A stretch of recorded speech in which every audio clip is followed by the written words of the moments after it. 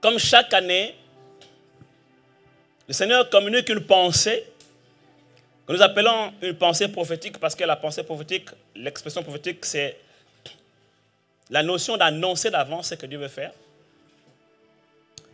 La notion de pouvoir nous mettre au courant de la pensée de Dieu à notre sujet, au sujet de l'Église, au sujet de ce qu'il veut faire avec son peuple dans la vie, dans la nation. Et nous avons été souvent bénis à chaque 31 décembre de recevoir le message de l'année, qui va être la pensée, la vision de l'année, et qui va guider nos vies, nos actions.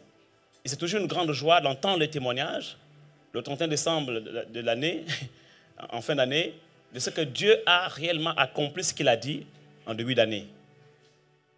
Et vous vous souviendrez qu'en début d'année 2017, nous étions ici le 31 décembre 2016, le Seigneur a parlé, il a dit que 2017 sera une année de grâce excellente. Si on pouvait enregistrer tous les témoignages, je pense qu'on ne partirait pas d'ici avant 3 heures du matin.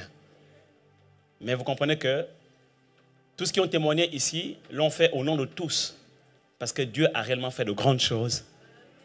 Et je bénis le Seigneur pour la pertinence de vos témoignages, la qualité de ces témoignages qui révèlent la gloire de Dieu, qui révèlent la puissance de Dieu, qui révèlent la grandeur de Dieu, et qui montrent réellement que cette année 2017 a été véritablement une année de grâce excellente, de grâce abondante et même surabondante. Alléluia. Bien-aimés, pour l'année 2018, j'ai cherché la face de Dieu, comme d'habitude, et je demandais à Dieu, mais Seigneur, quelle est la pensée que je dois communiquer à ton peuple pour cette année 2018? Je sais que plusieurs d'entre vous ont pris le temps de prier, de préparer leur année 2018. Il y en a qui ont fait 40 jours de jeûne et prière, 21 jours de jeûne et prière, 7 jours de jeûne et prière, 3 jours, etc. Et tout. Ils ont pris le temps de préparer cette année. Donc, je sais que certains d'entre vous ont déjà reçu la pensée que Dieu leur a communiquée par rapport à eux-mêmes pour l'année 2018. Il y en a certainement qui ont entendu la voix de Dieu leur dire que l'année 2018 sera une année de consécration. Amen, amen. D'autres, ils ont entendu que cette année sera une année de plus de profondeur avec Dieu. D'autres, certainement, ont reçu que l'année 2018 pour eux sera une année de changement dans certains domaines de leur vie, une année de discipline, une année de consécration, une année vraiment de circoncision de cœur. D'autres ont certainement entendu que cette année sera une année de nouveau commencement pour eux. C'est une nouvelle saison pour eux. Peut-être que d'autres ont encore entendu que ça va être une année de grâce, de faveur, etc. dans une nouvelle dimension, une année de bénédiction, de délivrance, de guérison, de bonne santé. Et tout ce que le Seigneur vraiment souhaite pour vous, il a certainement révélé à chacun d'entre vous ce qu'il veut faire dans vos vies et à travers vos vies. Cependant, il serait difficile de redire ici tout ce que Dieu vous a dit, mais j'aimerais vous partager ce que Dieu a dit au sujet de l'Église, et sachant que toi, tu fais partie de l'Église, car tu es un membre du corps, et c'est selon la force qui provient de chaque partie du corps, des membres, que tout l'édifice qui est l'Église, bien coordonné, tire son accroissement. Et quand Dieu communique une pensée à l'endroit de l'Église, nous sommes tous bénis à travers cette pensée et dans cette pensée, parce que nous sommes tous en fait dans cette Église, et Dieu nous bénit aussi à travers cette pensée. Donc si nous rentrons dans cette pensée, notre destinée est aussi attachée à cela, et Dieu va faire de grandes choses dans nos vies. Amen, amen. J'aimerais que nous puissions prendre nos Bibles dans le livre de Proverbes, chapitre 29, verset 18.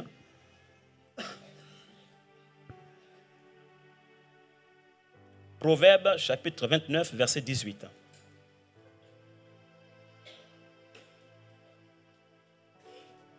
Nous lisons la parole de Dieu. Quand il n'y a pas de révélation, le peuple est sans frein.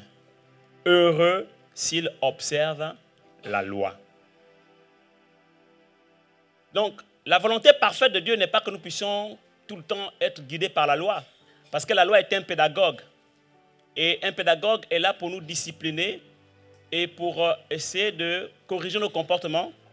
Donc, ça veut dire qu'en fait, ce sont ceux qui ont tendance à manquer de sagesse, qui ont besoin de ce pédagogue et qui ont besoin d'être soumis à la loi, n'est-ce pas?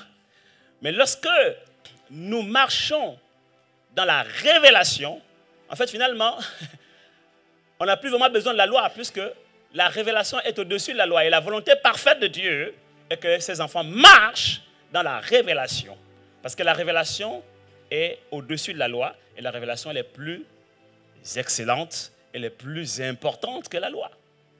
C'est pour cela que dans certaines situations, vous allez voir qu'il y a une loi qui est établie, Mais à côté de la loi, il y a ce qu'on appelle des jurisprudences. Lorsqu'on marche dans la révélation, en fait, Dieu nous conduit à appliquer les principes spirituels ou les lois spirituelles qui correspondent à la situation dans laquelle nous vivons au moment où nous sommes. C'est pourquoi il est écrit que la lettre tue, mais l'esprit vivifie. Dans l'Ancien Testament, ils ont beaucoup marché selon la loi. Mais la volonté parfaite de Dieu, c'est que nous qui sommes la génération de la nouvelle alliance, nous puissions marcher par l'esprit. C'est pour cela que la pensée que Dieu a communiquée pour cette année qu'il a déposée, imprimée sur mon cœur, est la suivante. 2018, l'année de la révélation. Je t'annonce que 2018 sera une année de révélation. Le Saint-Esprit va être tellement déployé dans cet endroit, et je l'ai demandé à Dieu, de telle sorte que du plus petit au plus grand, l'Esprit de Dieu va vous agiter, va vous animer de façon à vous amener à une dimension de révélation que vous n'avez encore jamais connue jusqu'à ce que le Seigneur Christ revienne nous chercher sur la terre. Une dimension de révélation qui serait comparée à celle que vous avez expérimentée en 2018, en 2017 autant pour moi, ou en 2016, en 2015. Parce que 2018, voyez-vous, 8, c'est le chiffre de l'alliance. C'est le chiffre de l'alliance. 1, c'est le chiffre de l'unité et de l'intimité. Voyez-vous? Lorsque nous marchons dans l'intimité avec le Seigneur, nous sommes des femmes et des hommes d'alliance. Et dans cette alliance, Dieu nous apporte une dimension de révélation, il nous accorde une dimension de révélation qu'il n'accorde à personne d'autre. C'est pourquoi Jésus-Christ va dire à ses disciples, je ne vous appelle plus serviteur, parce que le serviteur, il ne sait pas ce que fait son maître, mais je vous appelle dorénavant ami, parce qu'on confie à un ami les secrets de nos cœurs. Et la dimension à laquelle Dieu vous a mené, c'est cette dimension de révélation où on n'est plus esclave, on n'est plus simples serviteurs qui sommes soumis à des lois et des principes, mais nous sommes libérés de l'esclavage. Nous sommes libérés des contraintes et des exigences de la loi, selon ce monde. Mais nous marchons dans la révélation parce que nous sommes intimes avec le Seigneur et parce que nous sommes des hommes et des femmes d'alliance. 8 est le chiffre de l'alliance. 1 est le chiffre de l'intimité, de l'unité. Et si nous sommes unis au Christ, alléluia, nous sommes des hommes et des femmes d'alliance. Et nous rentrons dans une dimension de relation d'alliance avec le Seigneur. Et dans cette dimension d'alliance, rien ne nous est caché. Et c'est pourquoi il a dit qu'il ne fera rien sans avoir révélé ces choses à ses serviteurs, les prophètes. En ce moment-là, vous devenez tous des prophètes, parce qu'en réalité, il n'y a rien que Dieu va faire qui ne vous sera révélé. Et la parole de Dieu ne sera plus cachée pour vous. Les mystères de la parole de Dieu ne seront plus cachés pour vous. Dis à quelqu'un, 1 est le chiffre de l'unité. Nous avons intérêt à être unis, toi et moi, durant l'année 2018. Mais surtout, nous avons besoin et intérêt à être unis au Christ. Dis encore à quelqu'un, 1, c'est le symbole de l'intimité. Et en 2018, Dieu veut plus d'intimité avec lui. Il y a une autre personne, 8. C'est le chiffre qui symbolise l'alliance. L'alliance de la sanctification. Vas-y, continue. L'alliance de la consécration. L'alliance de la révélation. L'alliance de bénédiction. Maintenant, acclame Jésus pour 2018. Et pousse des cris de joie. Alléluia.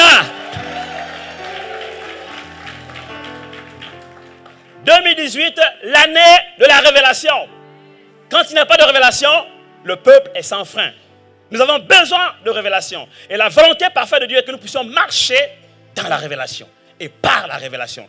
Je voudrais vous amener à observer avec moi, depuis la Genèse, ce que Dieu a fait et de vous rendre compte avec moi que depuis le commencement, en fait, depuis la Genèse, Dieu est un Dieu de révélation et qu'il a créé le monde par révélation et que tout ce qui a été créé n'a pas été fait au hasard, mais que tout ce qui a été mis en place, créé par Dieu, établi par Dieu, l'a été par révélation.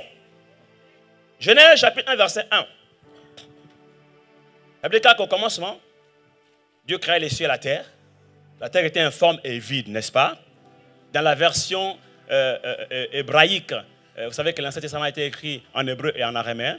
Donc dans la version hébreu, il est dit que la terre était un tohu-bohu. Il y avait un tohu-bohu. Il y avait vraiment, elle était sans forme, elle était vide, et puis c'était le désordre. C'était le désordre. Et puis il y avait des ténèbres sur toute la surface de la terre. Voyez-vous, lorsque Dieu constate l'état de la terre, chaotique, tohu-bohu, désordre, catastrophique, la Bible déclare qu'en ce moment-là, qu'est-ce que Dieu fait? Dieu dit que la lumière soit. Et la lumière fut. Voyez-vous, face au chaos, face au tohu-bohu, face au désordre, face à la situation des ténèbres qui régnaient sur la surface de la terre, face aux ténèbres, la solution que Dieu a trouvée, c'est la lumière. Alléluia.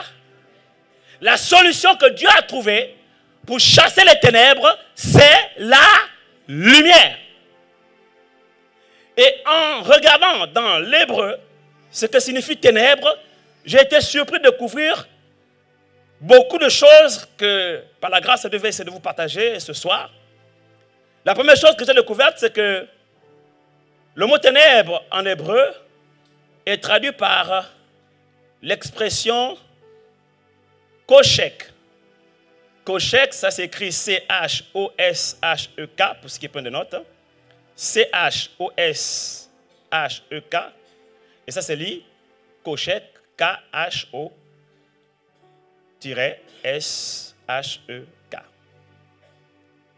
Cette expression, Koshek, signifie calamité. Calamité. C'est-à-dire que quand il y a les ténèbres, quand la Bible déclare qu'il y avait des ténèbres à la surface de la terre, la Bible veut dire en d'autres termes qu'il y avait des calamités, il y avait des problèmes, il y avait des situations compliquées, il y avait des difficultés, il y avait des maladies, il y avait des épidémies, il y avait des choses terribles. C'est ça, ténèbres. Ténèbres en hébreu signifie calamité, signifie problème, signifie épreuve, signifie difficulté, signifie attaque, signifie maladie. Et tout ce que tu peux traverser sur la terre qui a peut-être caractérisé ta vie durant l'année 2017 et les années précédentes. Quand Dieu a regardé ta vie, il a vu qu'il y avait des ténèbres. Ta vie était informe et vide. Il y avait une situation chaotique. Il y avait des calamités. Et la solution que Dieu a trouvée pour résoudre les problèmes de ta vie, c'est la lumière. Et j'ai été vraiment étonné de découvrir en hébreu ce que ça veut dire lumière. Là également, il y a plusieurs révélations que je vais vous faire. En hébreu, lumière s'écrit avec un seul mot, mais qui a plusieurs sens. C'est le mot or. O-W-R. Qui se lit or comme l'or. Mais ça s'écrit O-R-E. Alors, ce mot-là, or, lumière, signifie connaissance, instruction. Alors, je ne comprends pas. Dieu regarde ma vie sur la terre, il voit des ténèbres, il voit des calamités, il voit des situations difficiles, il voit que je traverse des épreuves difficiles, il voit que je suis malade, il voit que je suis en train de combattre contre la sorcellerie, contre les démons, il voit que ma situation est des blocages, il voit un chaos, il voit un désordre. Et la solution qu'il trouve pour cette situation dans ma vie, la solution qu'il m'apporte, qu'il trouve bonne pour moi, c'est la connaissance.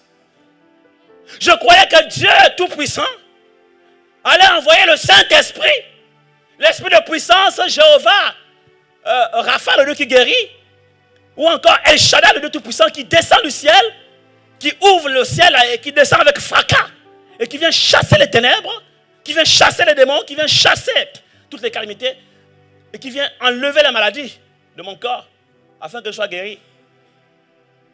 Je pense que c'est comme ça que Dieu allait agir, envoyer les anges qui se mettent en mouvement dans ma vie pour chasser ces ténèbres, ces calamités, ces problèmes que je rencontre.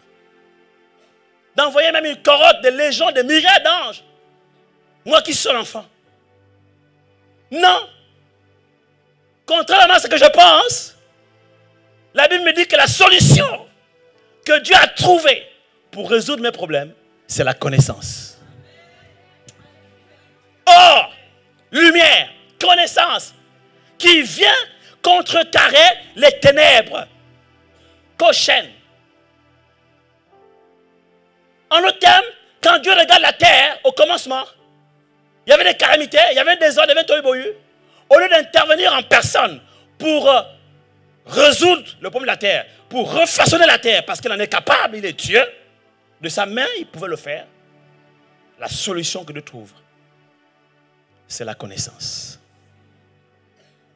Un dérivé du mot or, lumière en hébreu, c'est instruction.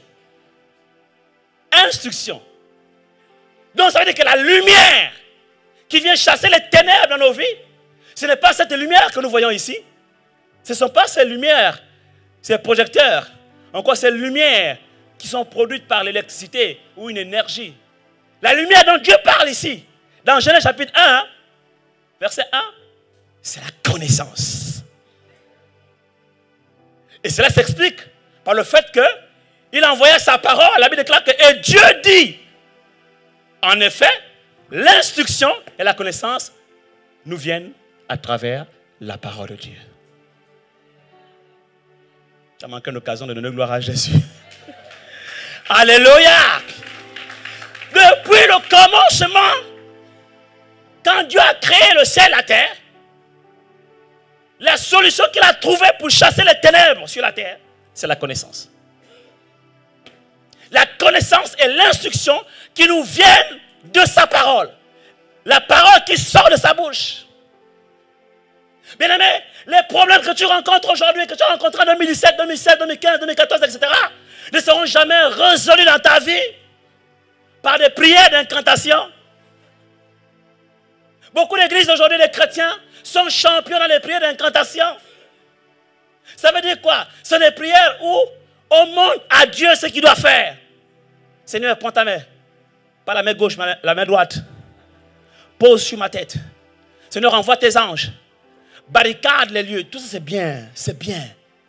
Mais vous êtes étonné de constater que depuis que vous priez comme ça, que vous jeûnez, que vous intercédez, votre situation ne change pas. Pourquoi? Parce que la solution, ce n'est pas ça. La solution, c'est la lumière. La connaissance. L'instruction. C'est pourquoi ce soir, j'aimerais te dire, quand tu demandes à Dieu une bénédiction, avant de te donner la bénédiction, Dieu te donne d'abord l'instruction. Quand tu demandes à Dieu la guérison, avant de te donner la guérison, Dieu t'accorde d'abord l'instruction.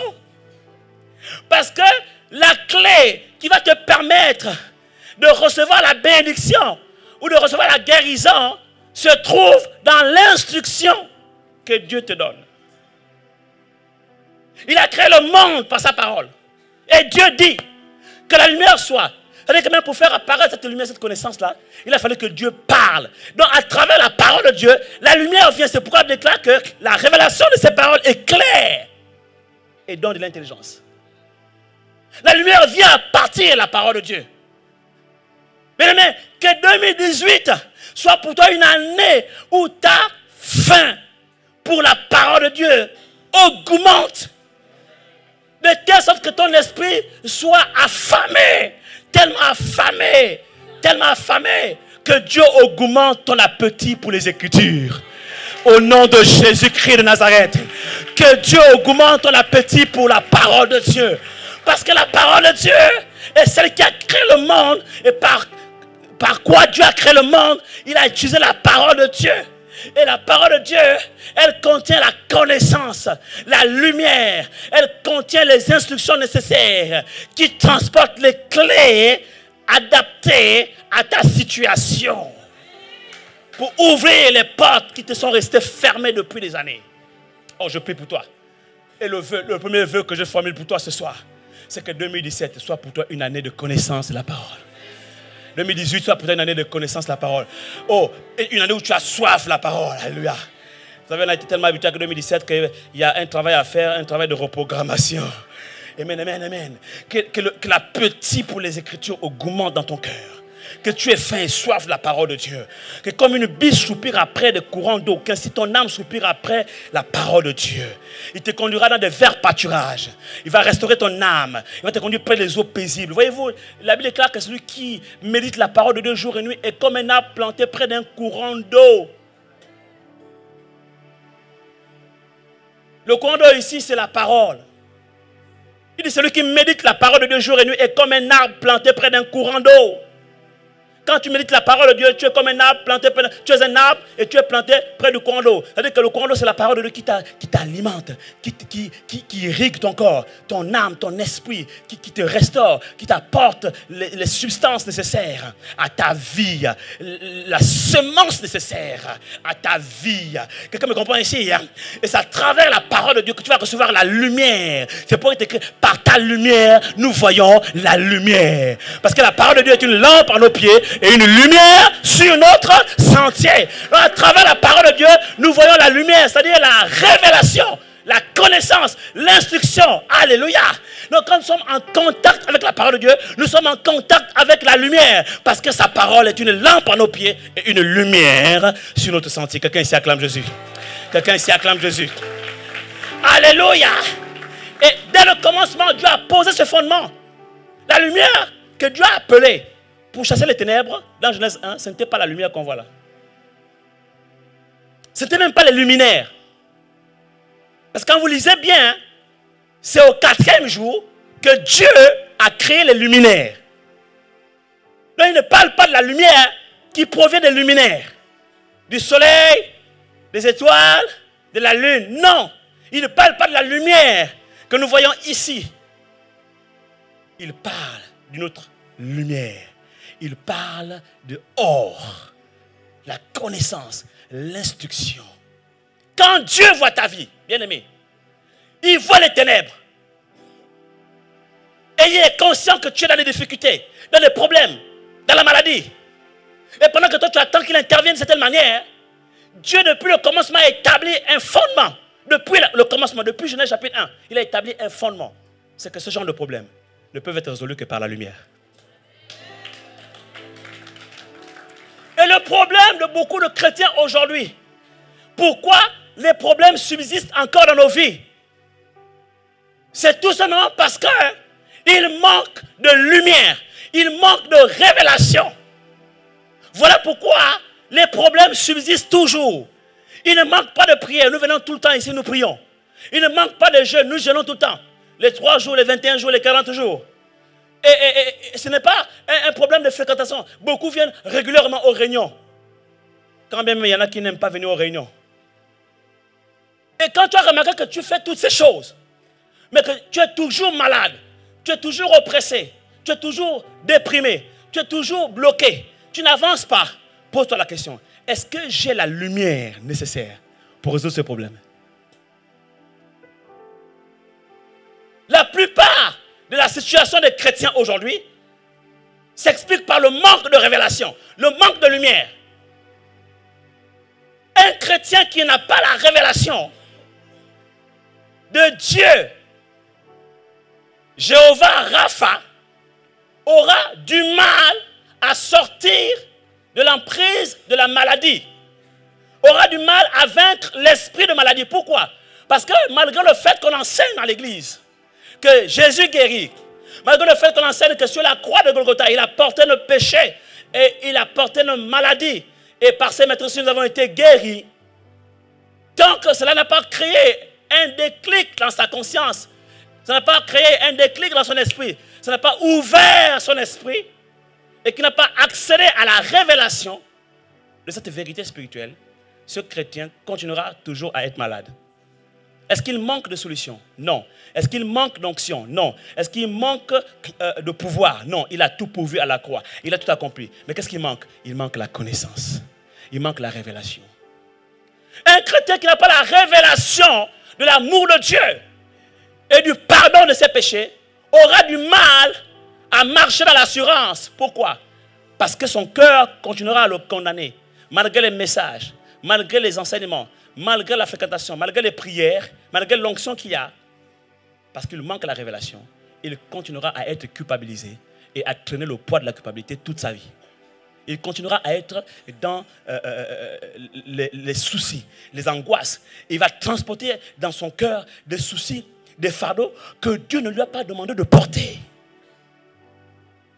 Pourquoi? Parce qu'il a du mal à croire que Dieu lui a pardonné. Il a du mal à se pardonner lui-même. Il a du mal à comprendre la grandeur de l'amour de Dieu.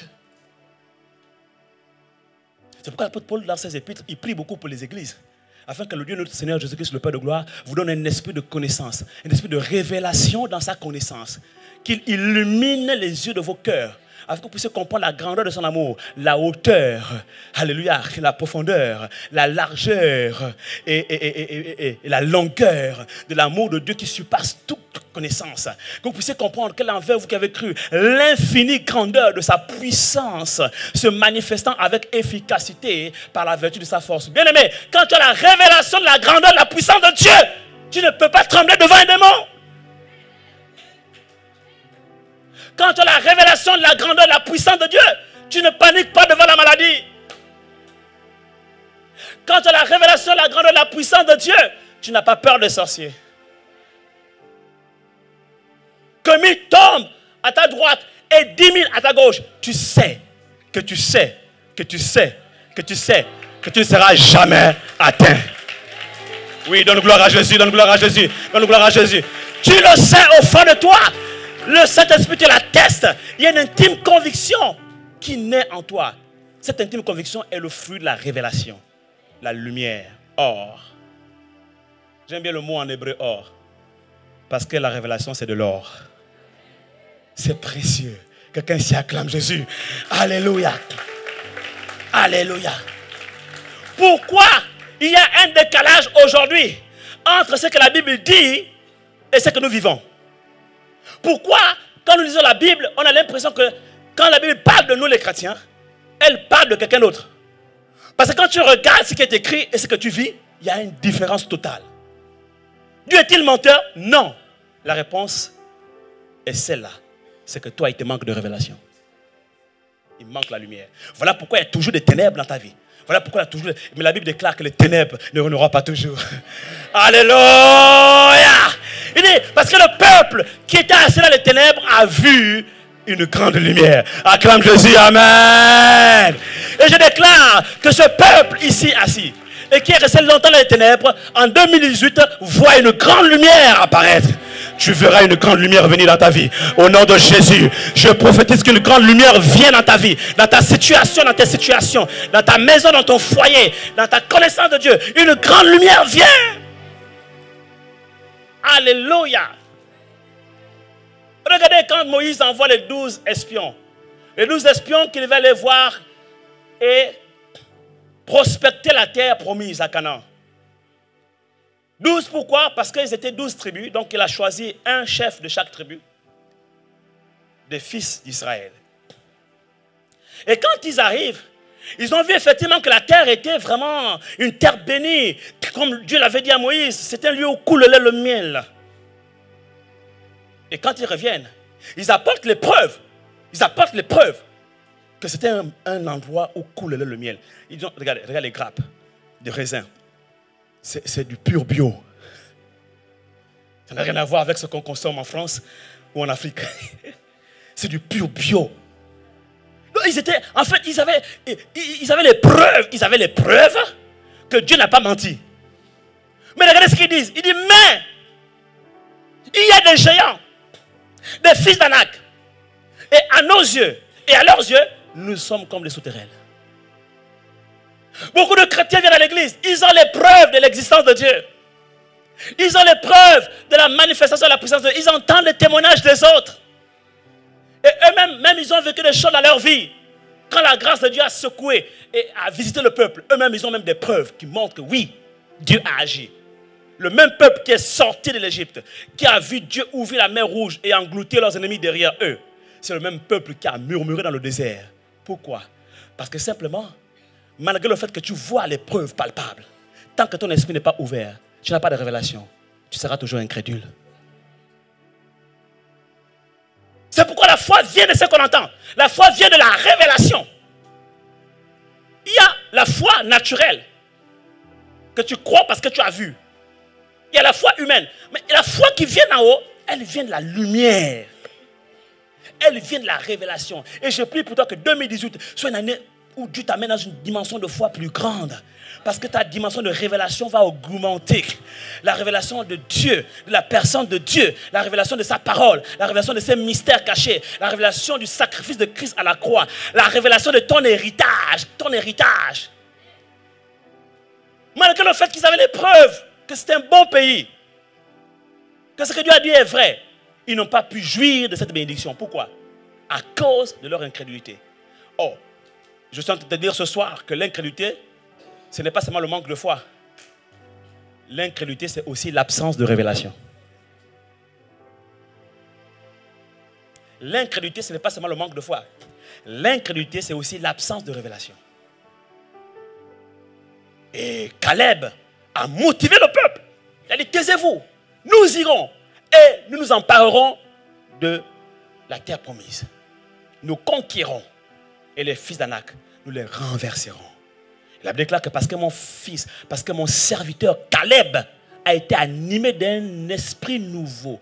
D'autres versions disent d'un autre esprit, je lui ai donné de posséder Canaan à lui et à sa postérité. Un esprit nouveau, ça veut dire un esprit de révélation. Oh, bien aimé, quand tu es un Josué, tu es un Caleb qui marche avec un esprit de révélation, non seulement tu conquiers et tu possèdes tes terres d'héritage, mais tu garantis également l'héritage à ta postérité. Parce qu'il dit à lui et à sa postérité. Quelqu'un ici acclame Jésus, alléluia. Oh, bien aimé, cette année 2018 doit être pour toi une année de révélation. Dis une année de révélation. Tape sur l'épaule de ton frère et dis une année de révélation. Tape sur l'épaule d'une deuxième personne. Dis 2018 sera pour toi une année de révélation. La révélation, c'est quand Dieu ouvre ton esprit à la compréhension des mystères cachés. Et Jésus leur ouvrit l'esprit afin qu'ils comprissent les Écritures. Et Jésus leur ouvrit l'esprit. Bien aimé, je prie pour toi qu'en 2018, dès ce 31 décembre, à la porte de l'année 2018, que Dieu ouvre ton esprit. Quand Dieu ouvre ton esprit, en fait, il est en train d'ouvrir tes yeux spirituels. Savez-vous pourquoi Jésus, quand vous lisez les évangiles, vous allez vous rendre compte que Jésus a guéri beaucoup d'aveugles. Et l'un des miracles qui a marqué le ministère de Jésus, c'est la guérison des aveugles. Jésus a guéri beaucoup d'aveugles. C'était un signe prophétique. Jésus a guéri beaucoup d'aveugles pour nous enseigner que la vie chrétienne n'est pas une vie qui se vit les yeux fermés. En fait, à travers ces guérisons, il nous enseigne quelque chose de profond, de spirituel. Il n'a pas ouvert que les yeux physiques en réalité. Il a ouvert les yeux spirituels. Quand tes yeux sont ouverts, tu peux aller travailler. Quand tes yeux sont ouverts, tu peux savoir qui est ta femme. Tu peux savoir qui est ton mari. Tu peux savoir où je dois habiter, où je dois résider. Tu peux savoir où je dois investir. Tu peux savoir avec qui dois-je collaborer. Oh, quelqu'un ici acclame le Seigneur, alléluia. Oh, acclame Jésus, alléluia. Quand tes yeux sont ouverts, tu sais où tu vas. C'est pourquoi Jésus dit, un aveugle ne peut pas conduire un autre aveugle. Tous les deux tomberont dans un trou. Tu as besoin de révélation. Oh, je bénis le Seigneur pour l'église ici. Une église de révélation. Tu es au bon endroit, alléluia. C'est bien d'être dans une église où il y a la révélation. C'est encore mieux quand toi-même tu es un homme, une femme de révélation. Il dit que la lumière soit. La lumière fut. Quand je lisais ce passage, depuis ma conversion, j'ai toujours cru que la lumière là, c'est la lumière que nous voyons là. Qui vient chasser les ténèbres. Non. Les ténèbres là, c'est calamité. Le même mot qui définit les ténèbres en hébreu comme étant une calamité, c'est le même mot qui définit les ténèbres aussi comme étant l'ignorance. L'ignorance. Donc la lumière qui vient hors en hébreu vient chasser les ténèbres, vient chasser les calamités, les problèmes, mais vient chasser l'ignorance. En d'autres termes, les problèmes qu'on a aujourd'hui sont dus à notre ignorance. C'est parce qu'on ne sait pas comment opérer qu'on est encore dans la situation où nous sommes en fait. Tu ne peux pas avoir une qualité de vie supérieure à ton niveau de révélation et de connaissance de Dieu. Impossible. Ceux qui ont eu la révélation sur la crainte de Dieu marchent dans la sanctification. Et ils n'ont même pas besoin que le pasteur fasse une série d'enseignements sur la sanctification et la consécration. Pourquoi? Parce qu'ils ont eu la révélation de la sanctification. La crainte de l'Éternel s'est emparée de leur cœur. Eux-mêmes, avec ou sans le pasteur, marchent dans la sanctification, dans la consécration. Ceux qui ont eu la révélation des dîmes et des offrandes n'ont même pas besoin qu'on fasse une série d'enseignements sur les dîmes et les offrandes pour leur dire donnez vos dîmes, ou pour les motiver à donner. Eux-mêmes, spontanément, de tout leur cœur et volontairement, ils se lèvent, ils donnent. Pourquoi? Parce qu'ils ont la révélation de la pensée de Dieu sur les finances. Et vous êtes surpris de voir comment Dieu opère dans leur vie, comment Dieu agit dans leur vie. En fait, le fruit qu'ils portent dans ce domaine bien précis, c'est simplement la manifestation du niveau de connaissance et de révélation qu'ils ont acquis dans ce domaine. Le pasteur Radel, par exemple, lui, c'est un homme que Dieu a beaucoup béni sur le plan financier. Pourquoi? Et à plusieurs reprises, il est intervenu ici et il nous a fait des témoignages où il a donné sans compter. Il a fait des offrandes, mais dangereuses. Donc ce n'est pas étonnant que Dieu le bénisse dans le domaine des finances. Pourquoi? Parce qu'il a compris les clés. Et donc, il peut opérer dans les finances. Il a reçu la révélation, il a la connaissance nécessaire. Et donc, il est à l'aise. Il n'a pas d'inquiétude à se faire. Il ne s'inquiète même pas du lendemain. Pourquoi? Parce qu'il sait qu'il peut donner. Il sait comment Dieu fonctionne.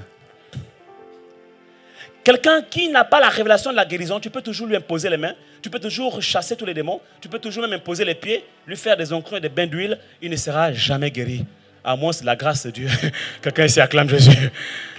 Oui, à moins c'est la grâce de Dieu. Pourquoi? Parce qu'il n'a pas la révélation. Et la Bible déclare qu'il y a un endroit où Jésus n'a pas pu faire des miracles. Il n'a pas pu faire des miracles. Pourquoi? Pourtant Jésus était le Fils de Dieu. Il est tout puissant. Il est l'alpha et l'oméga. Celui qui était, qui vient, le tout puissant. Il est Dieu. Mais il est face à des cas de maladie.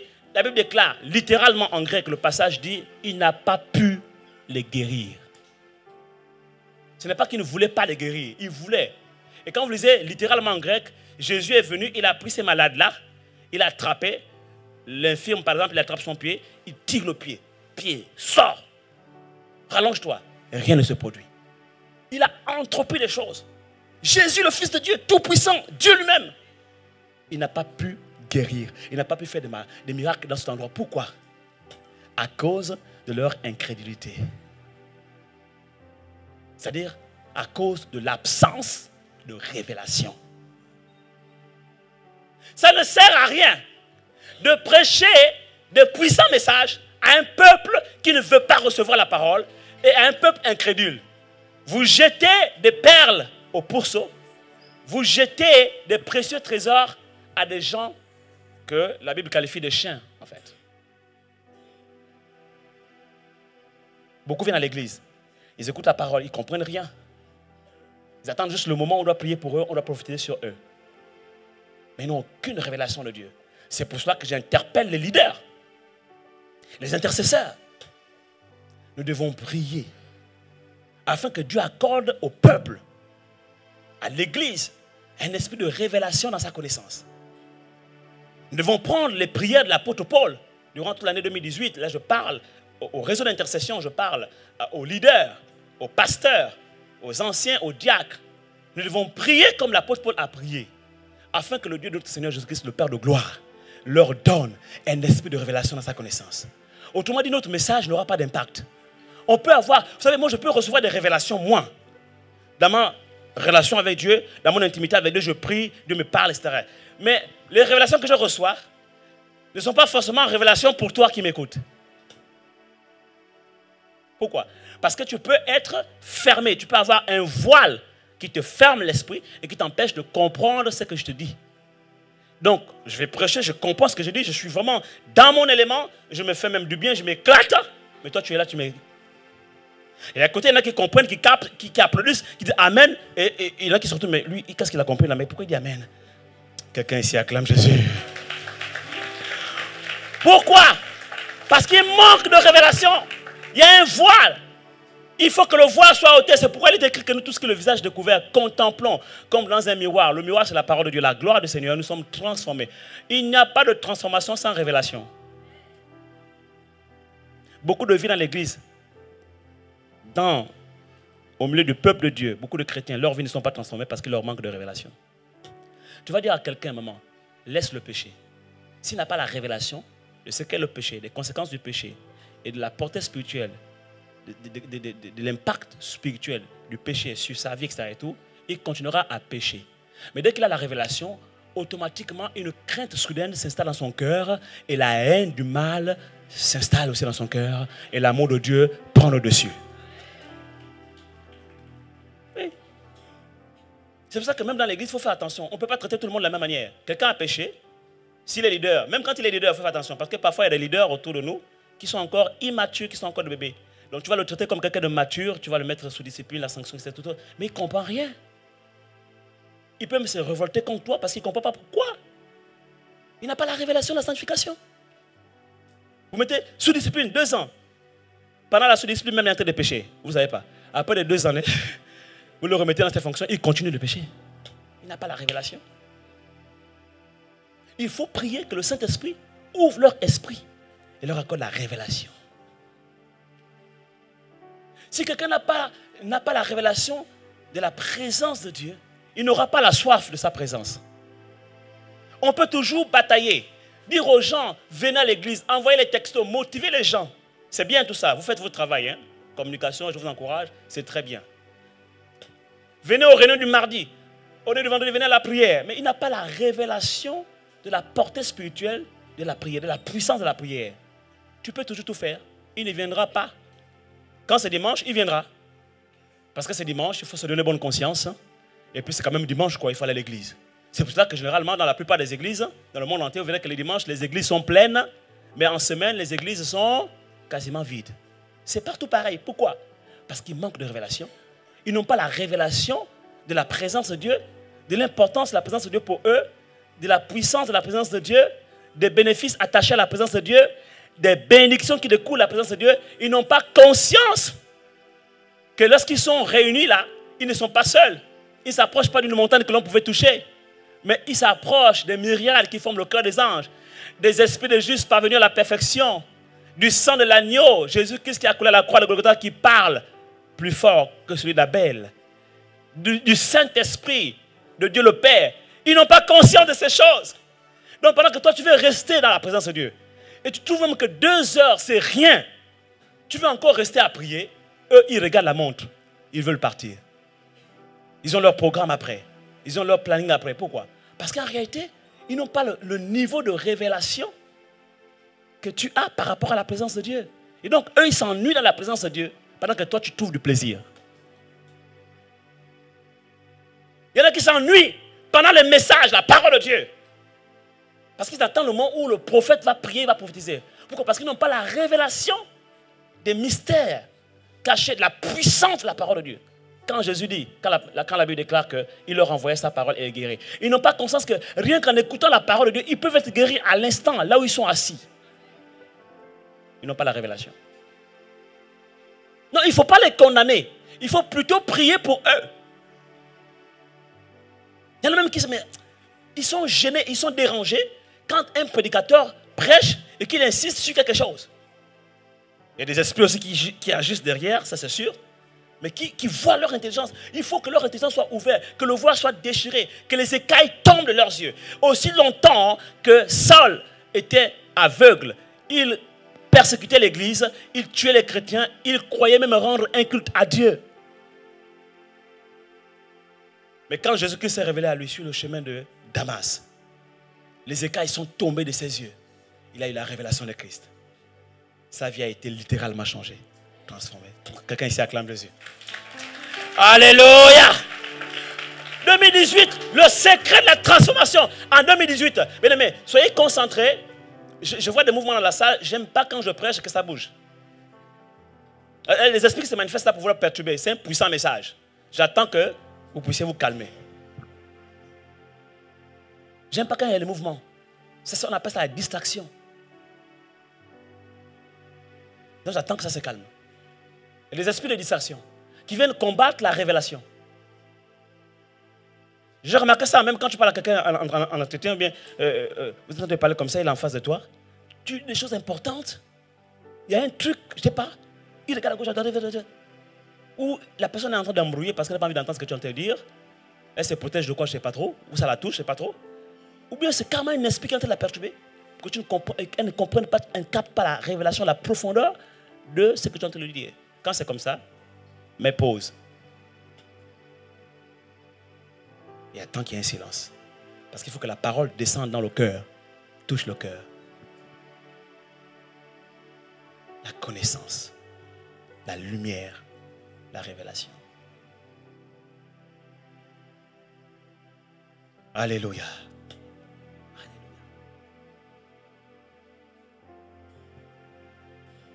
Dieu est en train de répondre à plusieurs questions qui se posent. Pourquoi ma vie est telle qu'elle est aujourd'hui? Pourquoi entre ce que je lis dans la Bible et ce que je vis aujourd'hui, il y a un écart, il y a une différence totale? La réponse est claire. Il te manque la lumière. C'est l'absence de révélation. Parce que tu ne pourras jamais opérer au-delà du niveau de révélation que tu as reçu. Tu ne pourras jamais recevoir de Dieu au-delà du niveau de connaissance de révélation que tu as reçu. Tu ne pourras jamais bénéficier de ce que Dieu a prévu pour toi, de ton héritage, au-delà du niveau de connaissance que tu as reçu. C'est pourquoi il déclare qu'aussi longtemps que l'enfant, que l'héritier demeure enfant, il ne diffère en rien d'un esclave. Beaucoup de chrétiens sont encore esclaves, non parce qu'ils ne sont pas héritiers, ils sont héritiers, mais parce qu'il leur manque la révélation, il manque la connaissance. Et ils marchent comme des esclaves. Ils sont encore liés par beaucoup de choses. Et leur vie est ténèbres, calamité, parce qu'il y a l'ignorance. 2018, Seigneur, je te prie d'ouvrir le ciel sur l'Église, de faire descendre un esprit de révélation dans nos relations personnelles, chacun avec Dieu. Que quand nous prions, nous lisons la parole de Dieu, un esprit de révélation nous saisisse. Que les mystères de la parole de Dieu ne soient pas cachés. Quand tu as la révélation de la parole de Dieu, en fait, ton cœur court après la parole de Dieu. Il y a un goût. Il y a un goût, c'est délicieux la parole de Dieu. C'est tellement bon que tu n'as pas envie de manquer un seul moment de méditation de la parole de Dieu. C'est tellement bon d'être dans sa présence que tu n'as pas envie de manquer un seul moment de réunion. Tellement beau. Tu cours, tu as soif, tu viens comme une biche soupir après le courant d'eau. C'est ma prière pour toi pour 2018. Quelqu'un ici acclame Jésus, alléluia. Alléluia. Parce que ça n'est assez de toujours courir après les gens pour les motiver. Motiver à venir aux réunions. Motiver, il faut envoyer des textos. Motiver à servir Dieu. Même pour servir Dieu. Bien aimé, je suis fatigué parfois de parler. J'ai dit, Seigneur, vraiment, 2018, je veux autre chose. Dieu m'a dit, voici la clé. Parce que je suis fatigué de parler. Tu parles la veille. Le lendemain, ils font même le contraire. Pire encore. Je me souviens d'une sœur qui est venue du Gabon. Et on nous a écrit, on nous a téléphoné autant pour dire, elle vient pour faire des études, accueillez-la. On a préparé la chambre et tout, on va la recevoir. Quand elle arrive, elle dit non, elle ne va pas rester chez nous, qu'elle a trouvé une chambre au campus, elle va partir. On dit, mais écoute, ta chambre est là, tu peux d'abord rester ici, après tu vas au campus. Non, non, non. Quand je dis ça à la sœur, elle était toute agitée, mais une jeune sœur. Donc l'esprit de la France, l'esprit de séduction, l'avait déjà saisi. Cette sœur, elle a fait naufrage par rapport à la foi. Je me souviens encore le jour où elle a chuté. Elle ne connaissait même pas encore les hommes. Elle était vierge. Quand elle arrive ici, l'esprit de la France, l'homme fort dans ce domaine-là, l'a saisie. Elle arrive le samedi où elle a chuté. L'après-midi, elle vient chez nous. Et je suis conduit par le Saint-Esprit à lui parler de la sanctification. Et par la parole de connaissance, je discerne qu'elle vit des tentations. Elle confirme et dit, c'est vrai. Je dis, je vois un jeune homme qui tourne autour de toi. Elle dit, c'est vrai. Et ma femme et moi, on a prié pour elle. On lui a dit, dors ici. Oh, mais écoute, j'ai des travaux à faire en groupe, il faut que je rentre absolument et tout. J'ai dit, ah, il y a quelque chose qui ne va pas. On l'a accompagnée jusque devant la porte de son studio. On est resté avec elle jusqu'à 21h30. De 19h à 21h30. En train de lui parler encore. On était déjà ensemble depuis 15h. Jusqu'à 21h30. Lui parler, lui expliquer les Écritures. L'encourager. Je lui ai même dit qu'écoute, efface son numéro de ton téléphone. Si la peine ne décroche pas, ok, ok. On se sépare d'elle à 21h30. À 22h, elle tombe dans le péché. Qu'est-ce qui s'est passé? Il est arrivé, il a cogné. Je ne voulais pas ouvrir, finalement j'ai ouvert. Mais tu n'étais pas obligé d'ouvrir. Et voilà, elle est tombée dans le péché. Conséquence après, grossesse. Elle nous pleurait dans nos bras. J'ai dit, mais Seigneur, pendant plus de 4 heures, 5 heures, tous les versets bibliques sont sortis. On a fait toute une série d'enseignements sur la sanctification en 5 heures. Ça n'a pas suffi pour la préserver du péché. Pourquoi? Manque de révélation. Mais celui qui a la révélation, il n'a pas besoin de 3 versets. Il n'a pas besoin... Oh, quelqu'un ici acclame Jésus, alléluia. Il n'a pas besoin de 3 versets. Et je parle aux leaders, dans vos équipes, dans vos structures. Quand vous voyez que les gens ne sont pas motivés, il leur manque de zèle, etc. Et tout, vous avez parlé 1 fois, 2 fois, etc. Et tout, il faut prier pour la personne. Le problème se trouve au niveau de la révélation. Oh, Dieu entend nous parler, il nous révèle la clé pour 2018. Si on a compris ça, il y aura un changement littéral dans nos vies, un changement littéral dans l'église. Quand quelqu'un n'a pas compris la révélation sur l'évangélisation, tu peux toujours demander l'évangile. Il ne va pas évangéliser. La soeur qui a témoigné là, dorénavant, elle va évangéliser, la soeur Mireille. Parce qu'il y a eu un déclic. Quand elle a vu que, oh, donc Dieu aussi peut m'utiliser, l'expérience qu'elle a vécue avec le Seigneur va littéralement changer sa vie. Quand elle parlait là, je voyais un feu en elle brûler. Un feu. Un feu. Parce qu'elle a vécu quelque chose. Or, je suis en train de te dire que la révélation vient aussi par les expériences qu'on vit avec le Saint-Esprit. Et je prie pour toi qu'en 2018, tu aies plus d'expérience, que tu vives plus d'expérience avec le Saint-Esprit. Ta foi va augmenter, ta foi va changer de niveau, ton niveau de connaissance va augmenter, ta vie ne sera plus la même. On n'aura pas besoin de courir après toi, mais par contre, toi, tu vas courir après les gens. Pourquoi? Parce que tu vas persécuter les gens avec l'évangile. Amen, amen. Tu vas persécuter, dans le bon sens, les gens avec la parole. Dans les couples, c'est pareil. Vous pouvez régler les problèmes, la violence, les querelles, etc. et tout. Tant qu'il n'y a pas la révélation, tu te fatigues. Il est infidèle, elle est infidèle. Tu as parlé, vous avez eu des réunions, vous avez eu des moments de réconciliation. La personne retombe toujours. À un moment donné, arrête de parler. Arrête de lui parler, parle à Dieu. Prie les prières de l'apôtre Paul. Que le Dieu de notre Seigneur Jésus-Christ, le Père de gloire, lui donne un esprit de révélation dans sa connaissance. Et sa vie sera littéralement transformée. Maintenant, il y a quand même un bémol. Il y a des gens qui ont la révélation, mais manque d'application. Tu peux avoir la révélation, mais il n'y a pas l'application. Et il y en a beaucoup comme ça aussi dans les églises. Ils sont champions dans les révélations. Et ils sont même prêts et pressés à aller partager la révélation qu'ils ont reçue aux autres. Tu lui donnes le micro, il est content. Il va vous faire étalage de toute cette dernière révélation, l'actu du ciel. Alléluia, amen, amen.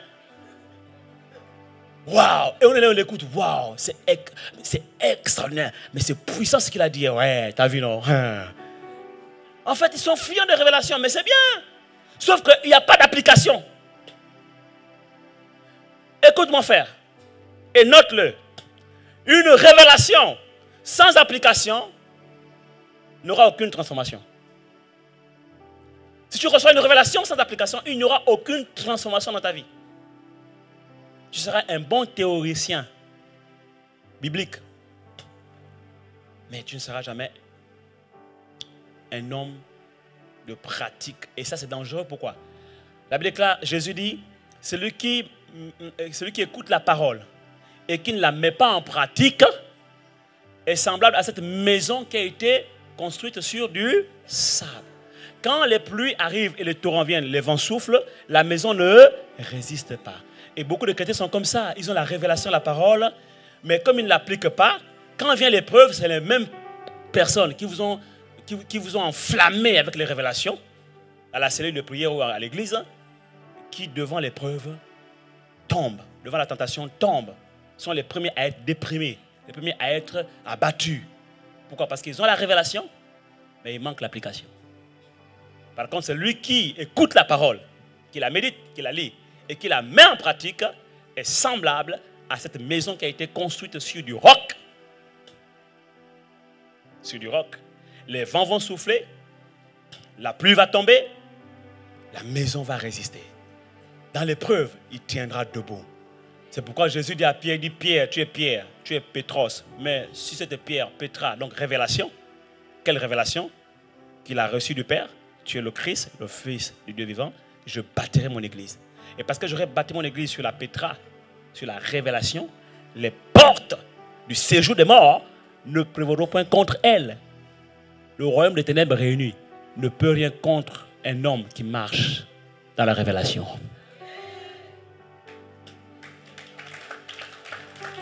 Les sorciers de ton quartier, de ton village réunis, de la ville réunie, ne peuvent rien contre ta vie si tu es un homme, une femme de révélation. Et d'application surtout. Alléluia. Dans ce temps de la fin, où Jésus-Christ va bientôt revenir, Daniel 11, 32 nous dit qu'il y aura des faux docteurs, il y aura des faux prophètes, il y aura des esprits séducteurs qui vont venir et qui tenteront de séduire et de flatter les chrétiens par des alliances étrangères. Mais, pour ceux du peuple qui connaîtront leur Dieu, ils agiront avec fermeté. Dans ce temps de la fin, bien-aimés, on a besoin de révélation. Pour ne pas céder à tout esprit séducteur. Parce que nous sommes dans les temps de la fin, Jésus revient bientôt, il y aura des faux prophètes. Beaucoup d'églises aujourd'hui enseignent les sciences humaines, n'enseignent pas la parole. Le plus important pour elles, c'est d'avoir un nombre important de fidèles.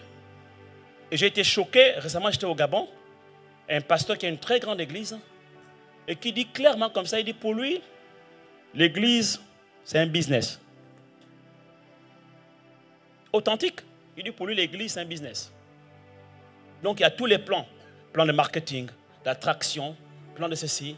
Il a une chaîne de télévision où il diffuse des programmes qui suscitent la peur. Et donc les gens viennent dans son église maintenant pour être délivrés de la peur. Et en fait, c'est tout un business qui est autour, quoi. Il y a des alliances étrangères avec le gouvernement en place, avec les hommes politiques. Alliances étrangères avec des esprits séducteurs, avec des hommes d'affaires. En fait, la motivation principale, c'est l'argent. Et la parole de Dieu est diluée.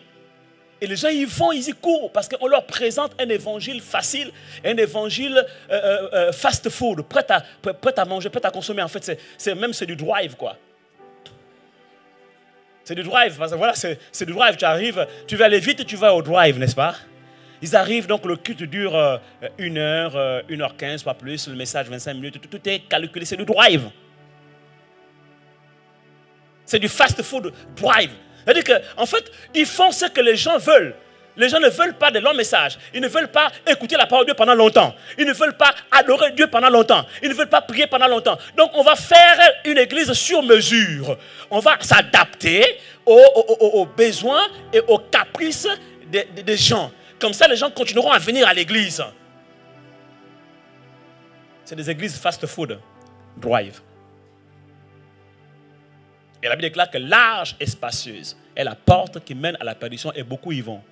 Ce n'est pas parce qu'une église a 1000, 2000, 4000 membres que c'est vraiment une église du Seigneur Jésus.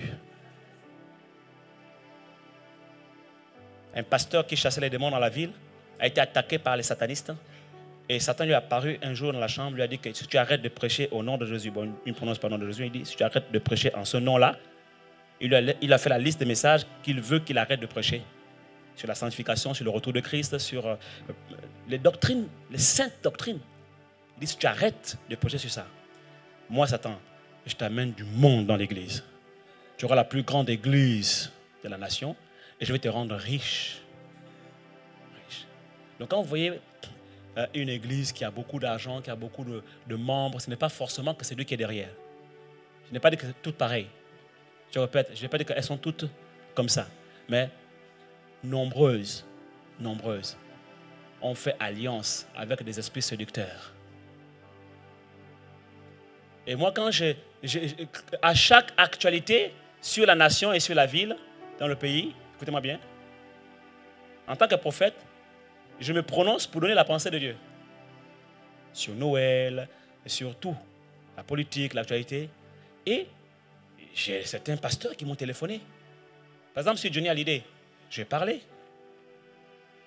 Il y en a qui m'ont dit, mais pourquoi tu sors les chansons où il parle de Satan et tout ça là? Faut pas sortir ça. J'ai dit, mais pourquoi le problème c'est où? Mais peut-être qu'il s'est converti avant. J'ai dit, mais s'il s'est converti, il n'a pas honte de témoigner. Si lui-même il était converti, s'il était encore vivant, il n'aurait pas honte de sortir ses chansons et dire, voilà ce que je faisais et je dénonce aujourd'hui. Pourquoi tu as un problème quand on dénonce ce qu'il faisait? Même s'il s'est converti, admettons, avant de mourir. Mais il y a des générations et des générations qu'il a envoyées en enfer, qui ont besoin de connaître la vérité. Et je pense que lui-même, là où il est, s'il s'est réellement converti, il serait content que quelqu'un dénonce ces choses pour racheter cette génération qu'il a perdue depuis des années. Quel est ton problème, pasteur? Ah bien, mais tu sais, moi, franchement, je dis, mais quel est ton problème? Et je découvre après que il y a eu beaucoup de pasteurs, d'ailleurs, qui étaient fans de Johnny Hallyday. Esprit séducteur. Quand tu prends position par rapport à des vérités, il y a eu des pasteurs qui m'ont dit, mais ne dis pas ça, ne dis pas ça, ne dis pas ça. Pourquoi? Quand je faisais l'émission prophétique online, il y a des pasteurs qui m'ont dit, mais non, tu sais, faut pas donner les prophéties comme ça, tu vas rendre les chrétiens paresseux. Ok, je comprends. Mais en même temps, ces mêmes pasteurs n'ont pas le temps pour les chrétiens. Aucun entretien, aucun temps de prière avec les âmes. Mais quand un autre pasteur fait ça, on dit non, tu rends les chrétiens paresseux. Vous voyez un peu le problème, le paradoxe? Pourquoi? Parce qu'ils ont peur que les chrétiens découvrent la vérité et que les chrétiens quittent leurs églises. Parce que s'ils quittent leur église, c'est le business qui est cassé. Il n'y a plus l'argent, il n'y a plus les dîmes, il n'y a plus les offrandes. Moi, je ne rends pas les chrétiens paresseux. Les chrétiens bébés spirituels, je m'occupe d'eux comme des bébés. Vous me connaissez ici, n'est-ce pas? Ils ont droit à tous les privilèges d'un bébé. Un chrétien adulte, il doit se prendre en charge. Voilà ce que j'enseigne ici. Bien sûr, on doit l'aider à se prendre en charge. On doit lui enseigner aussi son niveau de révélation pour qu'il puisse se prendre en charge.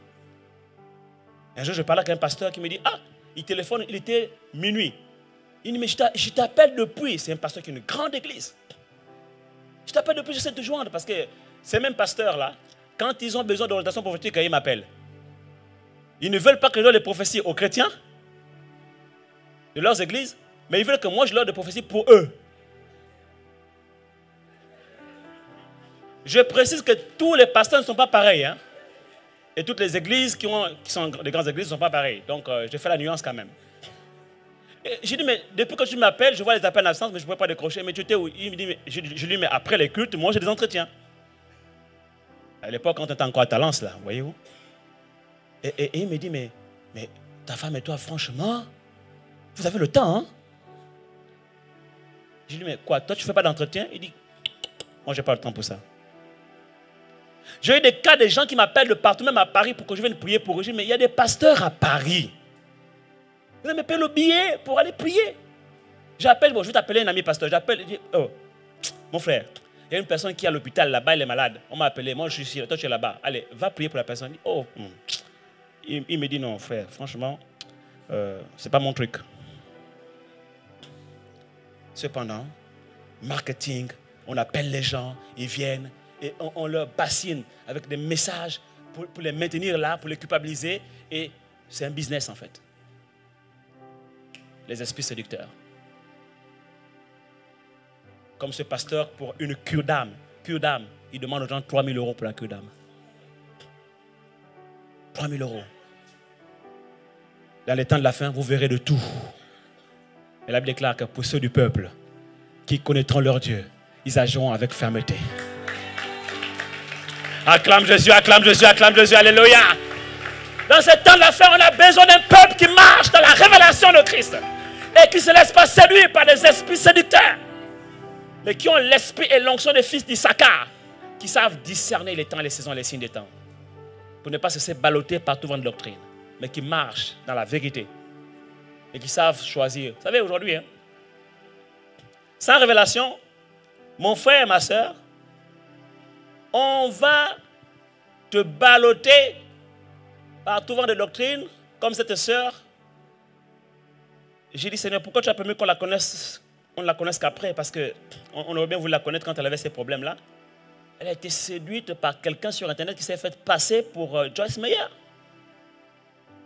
Pendant des années, cette soeur avait gagné beaucoup d'argent après avoir vendu sa maison après son divorce. Mais quelqu'un sur Internet lui a dit, je suis Joyce Meyer.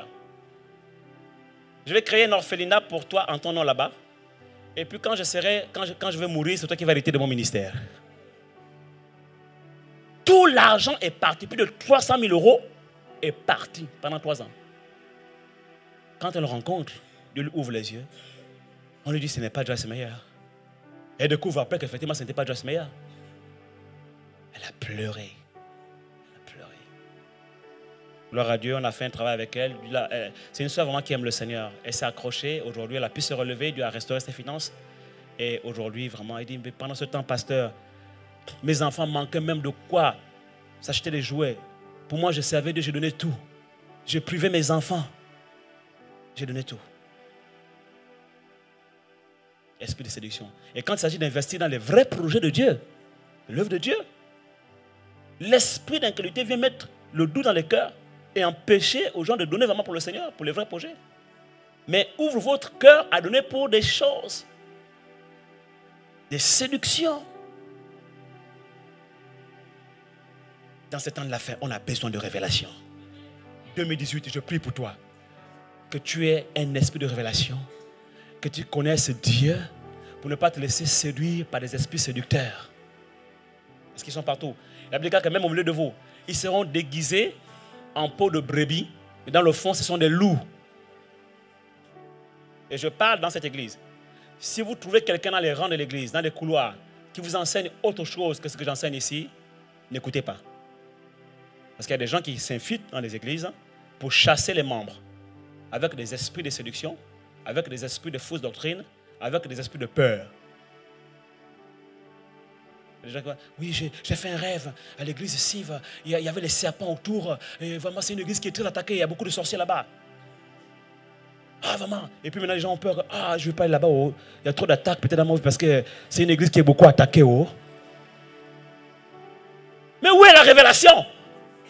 Pour comprendre que Jésus a dit, je voyais Satan tomber du ciel comme un éclair. Voici, je vous ai donné le pouvoir de marcher sur les serpents, sur les scorpions et sur toute la puissance de l'ennemi et rien ne pourra vous nuire. Oui, il y a des sorciers, il y a des sorciers partout. Il n'y a pas une église où il n'y a pas de sorciers. Ah oui. Et la différence c'est quoi? C'est qu'il y a des églises où les sorciers et les démons sont confortablement assis. Et ils prennent le thé avec les pasteurs et les fidèles. Ils sirotent le pinard ensemble. Il y a des églises où il y a les dons spirituels qui se manifestent et qui dérangent et qui chassent les démons. Quelqu'un ici acclame le Seigneur. Alléluia. Ouais. Et ma prière, c'est qu'en 2018, cette église soit une église forte, conquérante, qui n'a pas peur des démons, n'a pas peur des sorciers, mais qui les chasse, qui les combat et qui les vainc au nom de Jésus-Christ de Nazareth. Alléluia. Est-ce que quelqu'un est béni ce soir? La révélation, c'est le discernement. Dans tes études, dans tes affaires. La révélation, c'est le discernement. Dans tes choix, dans tes décisions. Dans ce que tu es en train de faire, il faut un esprit de discernement. Parce qu'il y a des gens comme ça, à force de vouloir se marier, la frénésie du mariage, sont tombés dans les esprits séducteurs. Un faux frère en Christ, fausse conversion, qui arrive, mais dans le fond, c'est un sorcier, c'est un franc-maçon, et qui épouse la sœur en Christ chante merveilleuse, qui s'est préservée depuis des années. Pourquoi on ne découvre pas que c'était un sorcier? Ah, je prie que dans cette église, les dons spirituels se manifestent davantage. Qu'il y ait des fils et des filles de prophètes, avec un esprit de révélation claire, qui voient les choses arriver, et qui avertit le peuple. L'esprit de révélation dans ta vie va t'aider dans tes affaires. Oui. Va t'aider dans les chantiers, à discerner les bons et les mauvais chantiers, à savoir choisir les chantiers qu'il faut prendre, il ne faut pas prendre. Même quand il y a beaucoup d'argent derrière. L'esprit de révélation va te préserver de beaucoup de choses. C'est qu'on est dans la lumière. L'esprit de révélation va t'aider même dans l'éducation de tes enfants, dans la gestion de ton foyer, dans la gestion du ministère que Dieu te confie. L'esprit de révélation, si tu es chantre, va te conduire toujours dans un répertoire inspiré et va te sortir de la routine et des boîtes de conserve. Pour un pasteur, c'est pareil. Les messages réchauffés qui lassent, qui finissent par lasser le peuple. Mais l'esprit de révélation te conduit et conduit le peuple dans des verts pâturages. Toujours une nourriture, une onction fraîche. Quelqu'un ici acclame Jésus. Oh, dis à ton frère, pour 2018, nous avons besoin d'un esprit de révélation. On a la façon de servir Dieu. Besoin de révélation. L'esprit de révélation t'amène à la créativité. Dans la créativité. Ne fais pas les mêmes choses tout le temps, il n'y a pas de routine. On rentre dans ton couple, toujours la routine. Monsieur arrive, c'est toujours les mêmes rideaux depuis 10 ans. Toujours le même canapé. Dans la chambre, c'est toujours la même déco. La chambre est même saturée. Je te pose la question, pourquoi monsieur n'est pas à l'aise dans la maison? Il préfère traîner dehors et puis rentrer tard. Il n'y a pas de renouveau. Tout est routine. Même quand il s'agit de... C'est toujours pareil. Change pas. Il sait déjà comment ça va commencer et comment ça va se terminer. Quelqu'un ici acclame Jésus. L'esprit de révélation te conduit dans toute la vérité. La créativité, l'innovation. Oh, je prie pour le multimédia. Un esprit de révélation, de créativité. Je prie pour la sono. Un esprit de révélation. Des sons, mais vraiment divins. Je prie pour les chantres. Un esprit de révélation. Je prie pour les pasteurs ici. Pour 2018, un esprit de révélation. Vous savez pourquoi parfois il y a des gens qui...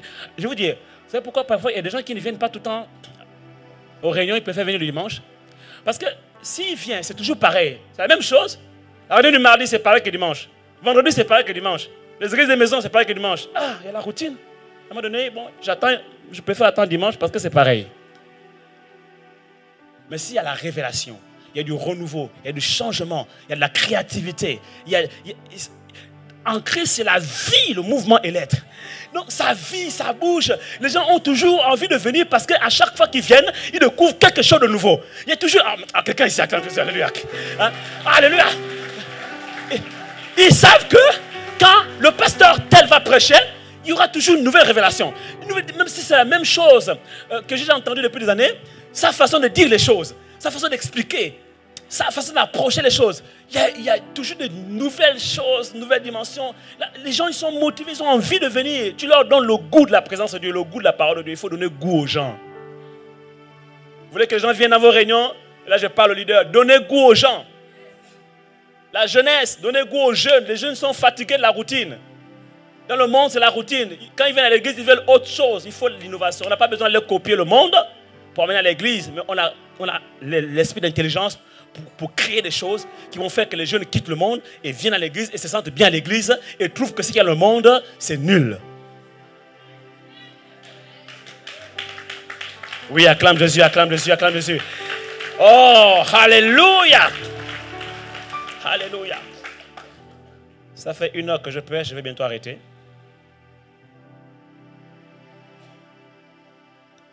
J'étais surpris de découvrir que le mot ténèbres, waouh, le mot ténèbres a un dérivé. Ce dérivé en hébreu c'est chaska. Et chaska c'est différent de koshek. Parce que koshek c'est ignorance, calamité, difficulté, problème.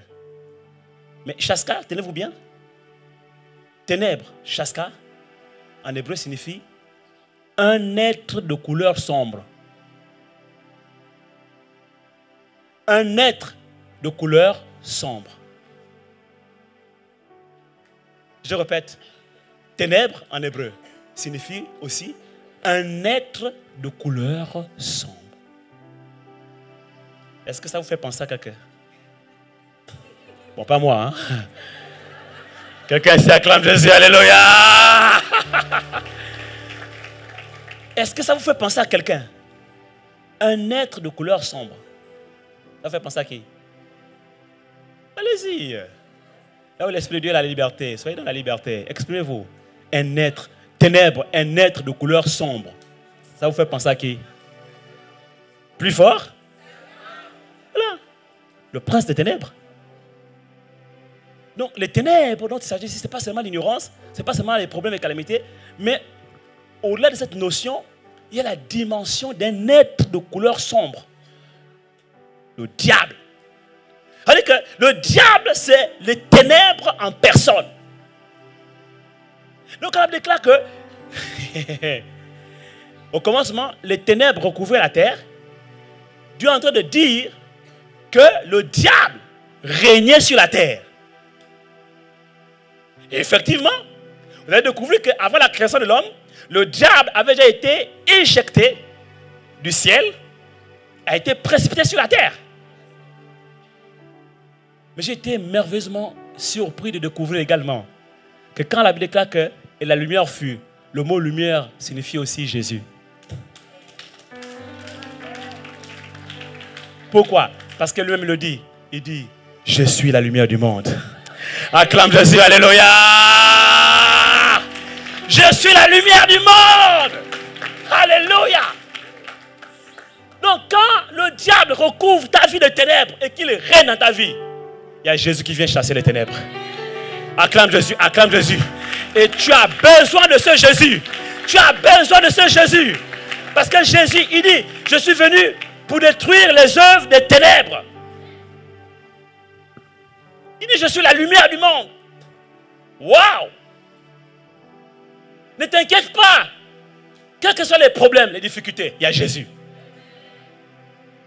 Quel que soit ce que tu traverses, mon frère, ma soeur, dans ta vie personnelle, dans ton travail, dans ton couple, il y a Jésus dans ta vie. Est-ce que Jésus est dans ta vie? Alléluia. Oh, si Jésus est dans ta vie, tu n'as pas à promener le regard inquiet. Parce que s'il y a un être de couleur sombre, il y a aussi celui qui a dit, je suis la lumière du monde. Oh! Est-ce que vous voyez un peu la différence entre la joie que j'exprime et les acclamations dans la salle? C'est la différence de révélation. Oh, acclame Jésus, alléluia. C'est la différence au niveau de révélation. Oh, aïe, aïe, aïe, aïe, aïe, aïe, aïe, aïe, aïe, aïe, aïe. Jésus est dans ma vie. Jésus est dans ma barque. En 2018, j'ai Jésus à bord. Oh, oh, oh, oh. Je n'ai pas à m'inquiéter des vagues et des fleuves que j'aurai à traverser parce que j'ai Jésus à bord. Jésus est dans ma barque. Alléluia. Alléluia. Les ténèbres se sont levées dans la mer. Une grande tempête s'est levée, calamité. Mais parce que Jésus était dans la barque n'a pas chaviré. Il n'a pas dit que tu vas couler. Il n'a pas dit que tu vas mourir dans l'eau. Il a dit allons à l'autre bord. Allons à l'autre bord. Et tu iras à l'autre bord. Et je prophétise la traversée. La traversée. La traversée. De 2017 à 2018. Je prophétise la traversée. Tu vas traverser. Tu vas traverser. Au nom de Jésus. Il n'a pas dit que tu mourras. Il n'a pas dit que tu vas périr dans l'eau. Il a dit allons à l'autre bord. Et tu iras à l'autre bord. Parce que Jésus est dans ta barque. Même si tu as l'impression que ça commence à couler, l'eau commence à rentrer, Jésus est à bord. Jésus est à bord dans ton foyer, dans ton couple. Jésus est à bord dans les études de tes enfants. Jésus est à bord dans l'avenir de tes enfants. Il est à bord dans ton travail. Ne panique pas. Même si tu as l'impression qu'avec le chef, c'est compliqué. Avec les collègues, c'est compliqué. Le travail, ça devient difficile. Les oppressions, les persécutions. Ne panique pas. Quand la tempête se lève, ou les ténèbres se lèvent, Jésus est à bord. Jésus est dans ta barque. Acclame le Seigneur. Acclame sa parole. Et tu ne vas pas couler, tu ne couleras pas. Il n'a pas dit que tu couleras. Il n'a pas dit que tu mourras. Il n'a pas dit que tu vas chavirer. Il a dit allons à l'autre bord. Hey! Merci Seigneur pour le privilège de t'appartenir, d'être appelé enfant de Dieu. Quel privilège d'avoir Jésus dans nos cœurs. Et je t'interpelle mon frère, ma soeur ce soir. Tu as peut-être été invité et tu n'as pas peut-être encore rencontré Jésus. Tu as tout intérêt à avoir Jésus à bord dans ta barque. Pourquoi? Parce que les temps qui arrivent en 2018 vont être des temps difficiles. Dans ce pays, dans le monde entier, plus on se rapproche du retour de Jésus-Christ, plus on se rapproche de la fin du monde, plus les temps seront difficiles.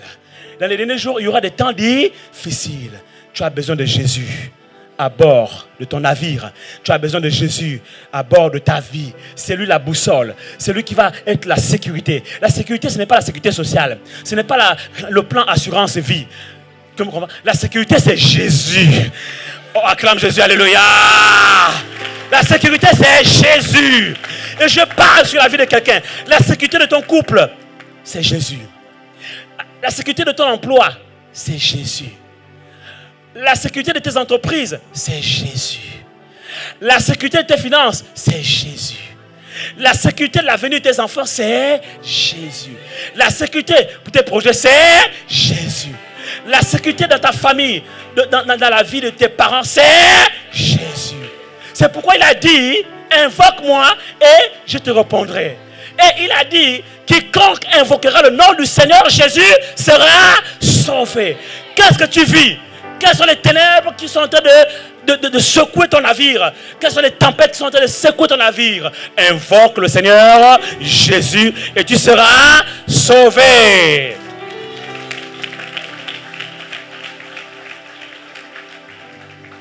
Pour conclure, je vais vous faire une révélation extraordinaire encore. Toujours dans le même passage, en Genèse. Qu'est-ce que la parole de Dieu peut être riche de révélation? Et il dit, waouh. Qu'est-ce que c'est merveilleux. Il dit dans toujours Genèse chapitre 1 verset 27, on est en train de finir, vous pouvez juste noter. Genèse chapitre 1 verset 27, il est écrit, Dieu créa l'homme à son image. Il le créa à l'image de Dieu. Il créa l'homme et la femme. Dieu créa l'homme à son image. Genèse 1, verset 27. Dieu créa l'homme à son image. Il le créa à l'image de Dieu. Il créa l'homme et la femme à l'image de Dieu. Donc, écoutez, souvent on lit ce passage, on dit Dieu a créé l'homme à son image, Dieu est esprit, et il nous a créé esprit. Cela est vrai. Ça, c'est le premier niveau de révélation. Il est esprit, il nous a créé esprit, nous sommes d'abord esprit, nous avons une âme et nous vivons dans un corps. Ça aussi, je l'ai prêché et ça, c'est vrai. Mais en préparant ce message, Dieu m'a mené à une autre dimension de révélation. Il dit, Dieu crée l'homme à son image. Waouh! Venez avec moi dans Colossiens, chapitre 1, verset 15. Retenez que Dieu crée l'homme à son image. Colossiens, chapitre 1, verset 15 dit que Christ est l'image visible du Dieu invisible. Est-ce que quelqu'un comprend quelque chose? Dieu crée l'homme à son image. Il crée l'homme à son image. Et Colossiens 1,15 nous dit que Christ est l'image visible du Dieu invisible. En d'autres termes, Dieu a créé l'homme selon Christ. Oh! Tu as vu le décalage au niveau de la compréhension de la révélation? Donc il y en a qui ont déjà capté la révélation, qui commencent à exécuter. Il y en a qui sont, mais c'est quoi l'histoire? Écoute-moi. Genèse chapitre 1, verset 27 dit, Dieu crée l'homme à son image. Mais qui est l'image de Dieu? Colossiens chapitre 1, verset 15 nous dit que c'est Christ qui est l'image de Dieu. Conclusion, Dieu crée l'homme selon Christ.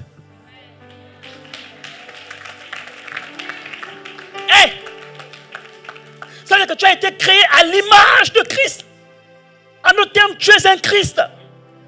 Oh! Et la Bible déclare que personne n'a jamais vu Dieu. Mais le Fils unique l'a fait connaître. Christ étant l'image de Dieu, autrefois, avant que Jésus-Christ ne meure à la croix et qu'il soit ressuscité, pour connaître Dieu, ils avaient besoin de rencontrer Christ. Parce que c'est Christ qui révélait Dieu. Personne n'a jamais vu Dieu, mais le Christ, le Fils unique, À l'époque, Jésus était le Fils unique. Mais depuis que Jésus est mort à la croix, qu'il est ressuscité et que le Saint-Esprit est descendu sur la terre, Jésus-Christ n'est plus le seul Fils unique du Père. Alléluia! Il était le Fils aîné, le premier-né d'une génération, d'une création.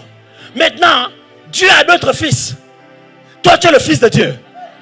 Donc, tu es l'image de Dieu. Et je peux dire, personne n'a jamais vu Dieu. Mais toi, tu l'as fait connaître. Ah! Qui est Fils de Dieu? Lève la main. Qui est Fils de Dieu? Alors, personne n'a jamais vu Dieu. Mais toi, tu l'as fait connaître. Pourquoi? Parce que tu es l'image de Dieu. Tu es l'image de Dieu. C'est pour cela que je vais terminer en disant que quand je parle de révélation, je ne parle pas que de révélation dans les choses que j'ai expliquées au départ, mais je parle aussi de la révélation des fils de Dieu. Personne n'a jamais vu Dieu, mais dans ce temps de la fin, la création entière soupire et attend avec un ardent désir la révélation des fils de Dieu, les hommes et les femmes qui ont été créés à l'image de Dieu, qui ont été créés à l'image de Christ, qui sont des Christ. Tu es Christ, je suis Christ. Quelqu'un ici acclame Jésus. Alléluia.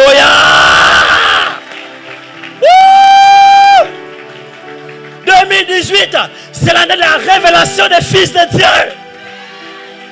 Il dit, nous tous qui le visage découvert, contemplons comme dans un miroir la gloire du Seigneur. Nous sommes transformés à la même image, de gloire en gloire. Allez, quand tu regardes le miroir, la parole de Dieu, qui tu vois à l'intérieur? L'image, la gloire de Dieu. Or, la Bible déclare que c'est toi qui es l'image. En d'autres termes, la Bible pour toi devient comme un miroir, comme un album photo. Quand tu regardes ton album photo, tu vois tes photos. Quand tu étais là-bas à Paris, tu as pris des photos. Quand tu étais par exemple à New York, tu as pris des photos. Alléluia. Quand tu étais là-bas en Italie, tu as pris des photos. Donc tu as fait un album photo. Et quand les gens viennent chez toi et tu as des invités, tu as du plaisir à leur montrer ton album photo et leur expliquer que c'est toi. Là, tu étais à tel endroit, en telle année. Et l'album photo parle de toi. La Bible est un album photo. Et la Bible parle de toi. C'est de toi qu'il est question dans la parole de Dieu. Donc quand tu prends la Bible, tu la lis, tu es en train de parcourir ton album photo. Tu es en train de te regarder. Tu regardes ton image. Parce que tu es l'image de Christ. Et la Bible déclare que tu es transformé de gloire en gloire. De gloire en gloire. De gloire en gloire. De gloire en gloire. De gloire en gloire. Comme par le Seigneur, l'Esprit. Acclame Jésus. Acclame Jésus. Acclame Jésus. C'est pour cela que je prophétise que 2018 sera une année de révélation. Oui, mais aussi une année de transformation. Une année de révélation des fils de Dieu. Le monde soupire. Le monde est la souffrance. Et la solution que Dieu trouve pour répondre aux problèmes du monde, c'est la révélation des fils de Dieu. Oh, je suis en train de te dire que tu es une solution aux problèmes de ce monde. Tu es une solution aux problèmes de ta génération. C'est pour ça que Dieu t'a suscité. C'est pour résoudre un problème bien précis. Dans ton lieu de travail. Dans ton couple. Acclame Jésus. Acclame Jésus. Acclame Jésus. Écoute-moi. Tu n'es pas venu sur la terre par hasard. Tu n'es pas venu ici comme un touriste. Tu n'es pas un touriste sur la terre. Tu es venu pour accomplir une mission. Et le monde entier, la création attend la manifestation, la révélation des fils de Dieu. Ce que tu es doit se révéler. Parce que la Bible déclare que ce que nous sommes n'a pas encore été manifesté. Et je prophétise que 2018, c'est le commencement, c'est le début de la manifestation de ce que tu es en Christ. Acclame Jésus, acclame Jésus, acclame Jésus. Je prophétise la manifestation des dons spirituels dans ta vie. Je prophétise la révélation de ton ministère, l'éclosion de ton appel. Je prophétise la révélation et la libération de tes potentialités. Au nom de Jésus, je déclare que tes capacités sont libérées. Et avec Dieu, tu feras des exploits. Je prophétise que dans ton lieu de travail, parce que tu es un Christ, et il va te révéler dans ton lieu de travail. Et à travers ta vie, le monde connaîtra la puissance de Dieu. Les roses chrétiens, les francs-maçons connaîtront à travers toi la puissance infiniment variée de Dieu. Et tout genou fléchira et toute langue confessera que Jésus-Christ est Seigneur, à la gloire de Dieu le Père, à travers ta vie. À travers ta vie. Quelqu'un ici donne gloire à Jésus. Quelqu'un ici donne gloire à Jésus. Hey! 2018, c'est l'année de la révélation des fils de Dieu. Rien ne va te résister. Quand Christ a regardé au ciel, il a vu Satan tomber du ciel comme un éclair. Voici les yeux que Dieu te donne dans le monde spirituel. Tu es un Christ. Quand tu vas regarder Satan, il sera sous tes pieds. Sous tes pieds. Aucune situation ne pourra te résister. Parce qu'il n'y a rien qui résiste à Christ. Quelqu'un me comprend ici? Et Christ est aussi la lumière du monde. C'est pourquoi il est écrit que vous êtes une ville située sur une haute montagne. Vous êtes la lumière du monde. Une ville située sur une haute montagne ne peut être cachée. Parce que Christ c'est la lumière. Et toi tu es aussi la lumière. Tu es la lumière. Acclame Jésus, acclame Jésus. Alléluia. Tu es la lumière dans ta famille. Tu es la lumière dans ton université. Tu es la lumière dans ton collège. Tu es la lumière dans ton lycée. Tu es la lumière dans ton lieu d'études, dans ton école. Tu es la lumière dans ton lieu de travail, dans ton entreprise. Tu es la lumière dans la rue, dans les métros, dans les trams. Tu es la lumière. 2018, tu vas éclairer ton environnement. Tu vas éclairer ton entourage. Et à travers ta vie, le monde connaîtra la puissance et la sagesse infiniment variée de Dieu. Quelqu'un ici acclame Jésus. Quelqu'un ici acclame la parole de Dieu. C'est ton partage. C'est ton héritage. Ce qui s'est passé avec la sœur Mireille va se passer de plus en plus dans les hôpitaux, dans les lieux de travail. Il est arrivé des moments où Dieu va vous utiliser. L'Esprit de Christ va vous saisir. Vous prierez pour les malades. Les malades seront guéris. Parce que c'est l'année de la révélation des fils de Dieu. Alléluia. Il y a des situations dans l'entreprise où le patron sera confronté à des complications, à des situations, à des difficultés. Mais la solution viendra à travers vous. Vous deviendrez une solution pour votre entreprise, une solution pour votre génération, une solution pour votre famille. Je prophétise que 2018, tu deviens le Joseph de ta famille. Tu deviens le Joseph de ta famille. Je prophétise qu'en 2018, tu deviens la Esther de ta famille. La Esther du peuple de Dieu, à travers qui Dieu va délivrer son peuple de l'esclavage. Il sait ce qu'il a déposé en toi comme don, comme talent, comme capacité, comme potentialité. L'année 2018, c'est la révélation de l'éclosion de ces choses. À travers tes mains, il va guérir les malades. À travers tes mains, il va chasser les démons. Le son de ta voix suffira pour faire fuir les sorciers. Tes yeux, la Bible déclare que les yeux de Christ sont semblables à des flammes de feu. De sa bouche sort une épée. Ça, c'est Christ. Tes yeux seront semblables à des flammes de feu. De ta bouche sortira une épée chaque fois que tu parleras. Et parce que tu es un Christ, la Bible déclare que Christ, il est l'alpha et l'oméga, le commencement et la fin. Il est le tout-puissant. Et tu incarnes la nature de Christ. Dans ton entreprise, tu deviens le tout-puissant. Je prophétise que tu deviens le tout-puissant de ton entreprise. Ah, quelqu'un n'a pas compris. Je prophétise que tu deviens le tout-puissant de ton entreprise. Tu es le Fils de Dieu. La Bible déclare qu'aucun homme ne peut entrer dans une maison et piller la maison sans avoir au préalable lié l'homme fort. Tu deviens l'homme fort de ta maison. Personne n'entrera dans ta famille, dans ta maison et faire tout ce qu'il voudra, faire du désordre, amener des maladies, des calamités sans t'avoir lié au départ. Et comme on ne peut pas lier Christ, alors c'est toi qui vas les lier. Oh, acclame Jésus, alléluia. C'est toi qui vas les lier. Tu vas les lier, tu vas les chasser au nom puissant de Jésus. Oh, en d'autres termes, je suis en train de vous dire que 2018, c'est l'année de la révélation de ton autorité spirituelle. Je l'aurais dit encore, 2018, c'est l'année de la révélation de ton autorité spirituelle. C'est l'année de la révélation de ton identité en Christ. Oh, c'est l'année de la révélation de la puissance qui agit en toi par le Saint-Esprit. Car sa divine puissance nous a donné tout ce qui contribue à la vie et à la piété par le moyen de la connaissance, par le moyen de la connaissance, par le moyen de la révélation. Tu accèdes à tout ce qui contribue à la vie et à la piété. Au nom de Jésus, 2018 va être une année de manifestation des fils de Dieu. Une nouvelle race. Cette race, Marc chapitre 16, nous la décrit comme étant une race particulière, surnaturelle. Lorsqu'elle saisit un serpent, le serpent ne peut pas la mordre. Il s'agit de toi. Tu saisiras les serpents. Et les serpents ne pourront pas te mordre. Tu boiras le poison. Le poison ne va pas te tuer. Ça, c'est la nature de Christ. Et la Bible dit au sujet de Christ que le malin ne le touche pas parce qu'il est né de Dieu. Je déclare que quelles que soient les attaques, quels que soient les complots sataniques contre ta vie, le malin ne te touchera pas.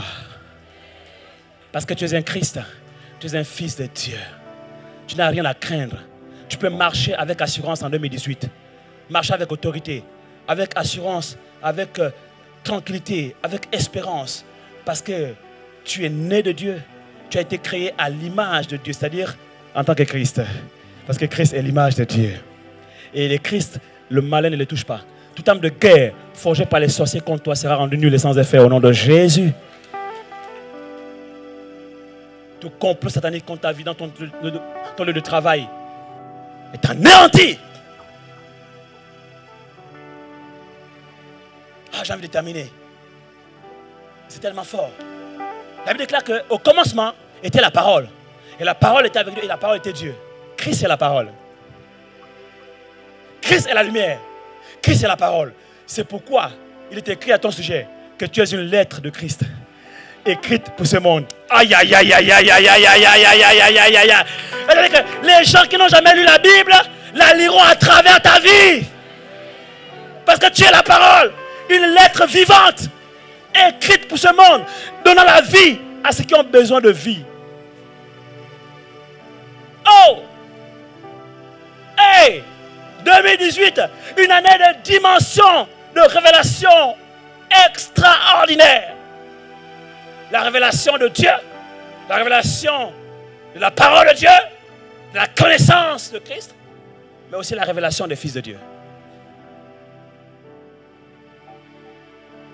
De ses yeux sortent des flammes de feu. Il arrive un temps, en 2018, où tes collègues qui sont dans la sorcellerie, dans la rose-croix, la franc-maçonnerie, dans les sciences occultes, n'oseront plus te regarder en face. Lorsqu'ils vont croiser ton regard, ils vont fuir. Pourquoi? Parce que de tes yeux sortiront des flammes de feu. Il est dit au sujet de Christ que de sa bouche sort une épée flamboyante. Il arrive un temps où les gens vont parler, mais quand tu vas ouvrir la bouche, ce qui va sortir de ta bouche va transpercer le cœur. Va séparer âme, esprit, jointure et moelle. Va séparer la lumière avec les ténèbres. Quelqu'un ici acclame Jésus, alléluia. Et les gens qui vont t'écouter dans ton lieu d'études, dans ton université, dans ton entreprise, ils vont dire, mais d'où lui vient une telle connaissance, une telle intelligence, une telle sagesse? Et ils arriveront à la même conclusion que Pharaon. Pharaon a dit à Joseph, nous reconnaissons qu'il n'y a personne dans ce royaume qui a la sagesse et l'intelligence de Dieu comme toi. C'est ton partage, ton héritage. À travers toi, Dieu va confondre ses adversaires et imposer silence à ses ennemis. À travers toi, il va mener le règne dans ta famille, dans ton lieu de travail. À travers toi, il va révéler la sagesse infiniment variée de Dieu. Quelqu'un ici acclame la parole. Quelqu'un ici acclame la parole. Alléluia! Est-ce que vous pouvez m'aider s'il vous plaît? Tenons-nous debout un instant et donnons une grosse ovation à l'Éternel des armées, à qui revient dans tous les siècles le règne, la puissance et la gloire. Est-ce que tu crois que tu peux faire mieux que ça? Est-ce que tu crois que tu peux faire mieux que ça?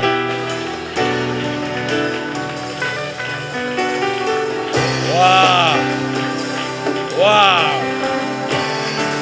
Hey! Alléluia! Alléluia! Alléluia! Donne gloire à Dieu! Donne gloire à Jésus! 2018, l'année de la révélation, une année de révélation dans sa connaissance. 2018, l'année des lumières, le siècle des lumières. Oh, 2018, l'année de la révélation des fils de Dieu. Wow! Merci Jésus. Merci Jésus. Il a dit qu'on ne met pas une lampe sur la table, mais on la met sur la table, afin qu'elle éclaire tous ceux qui sont dans la maison. Pendant trop longtemps, on t'a caché sous la table. Dans ton entreprise, on t'a mis sur la table. Tu as toujours été relégué au second et au dernier rang. Mais 2018, c'est l'année où on prend la lampe, on la met sur la table, afin qu'elle éclaire tous ceux qui sont dans la maison. Dieu te sort de l'isoloir et il te positionne dans la gloire. Il te sort de l'ombre, de l'anonymat, il te met dans la lumière, afin qu'à travers toi, le monde connaisse Christ, car tu es l'image de Dieu. Tu es l'image de Dieu. Merci Seigneur. Élève ta voix et rends grâce à Dieu pour digérer cette parole. Seigneur, merci pour ce message. Tellement il me parle à moi-même, au point où dans mon cœur j'exulte de joie à entendre ces mystères, ces révélations cachées de ta parole. Et je prie que tu me donnes la grâce, moi-même d'y entrer. Car le tout n'est pas la voie des révélations, mais l'application aussi. Je vais pratiquer ces choses afin que je sois pleinement dedans, que je les vive, que je sois vraiment la parole personnifiée, une lettre de Christ écrite à ce monde, donnant la vie à ceux qui recherchent la vie. Car Jésus est le chemin, la vérité et la vie. Merci d'avoir fait de moi un co-héritier de Christ, un héritier des promesses. Je suis le frère de Jésus-Christ. Jésus est le fils aîné. Maintenant, moi aussi, je suis le fils de Dieu. Et nous sommes tous co-héritiers avec Christ. Nous sommes des fils de Dieu. Nous sommes des Christ. Nous sommes l'image de Dieu. Qu'à travers moi, cette année, mon entourage, mes amis, mes parents, mes connaissances, mes collègues de travail, de classe, voient la gloire de Dieu. Afin que tout genou fléchisse et que toute langue confesse que Jésus-Christ est Seigneur, à la gloire de Dieu le Père, à travers ma vie.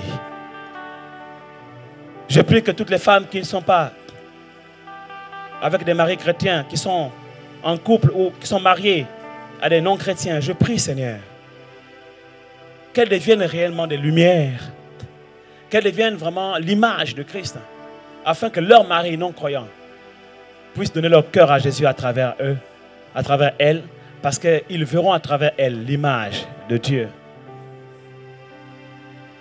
Qu'elles révèlent Christ dans leur foyer. Je prie pour mes jeunes frères étudiants, afin qu'ils révèlent Christ dans leur lieu d'études, à l'université, à l'école, au collège, au lycée. Je prie pour mes frères et sœurs, qu'ils révèlent Christ dans leur lieu de travail. 2018, une année de révélation, une année de lumière. C'est le siècle des lumières. Dans ces temps de la fin, la connaissance augmentera, la révélation augmentera. Les choses ne seront plus cachées, parce qu'un esprit de révélation vient et te saisit ce soir. Lève tes mains. Je sens le besoin de prier pour relâcher l'esprit de révélation sur l'assemblée maintenant. Et quand je vais prier, quelque chose va se passer dans ta vie. Il y en a qui vont vivre comme un miracle de guérison, de cécité spirituelle. Je m'explique. C'est-à-dire qu'autrefois, tu avais l'impression que quand je lisais la parole de Dieu, tu ne comprenais pas la parole de Dieu. Mais quand je vais prier pour toi maintenant, Dieu va ouvrir ton esprit. Tu seras guéri de l'aveuglement spirituel. et les mystères de la parole de Dieu ne te seront plus cachés. D'autres, quand je vais prier pour vous, la puissance de Dieu va tellement se manifester à travers votre corps qu'à l'instant, vous allez avoir même des révélations, à l'instant même. Dieu va faire des choses dans vos corps, va faire des choses dans votre vie. Lève sa main à la main.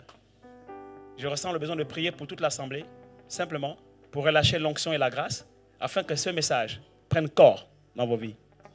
Et que vous entriez en 2018 avec ce message, pas de façon théorique, mais de façon palpable, manifeste. Lève tes mains. Père Céleste, il est écrit que ta parole ne retourne point à toi, sans avoir accompli l'effet, produit l'effet pour lequel elle a été libérée.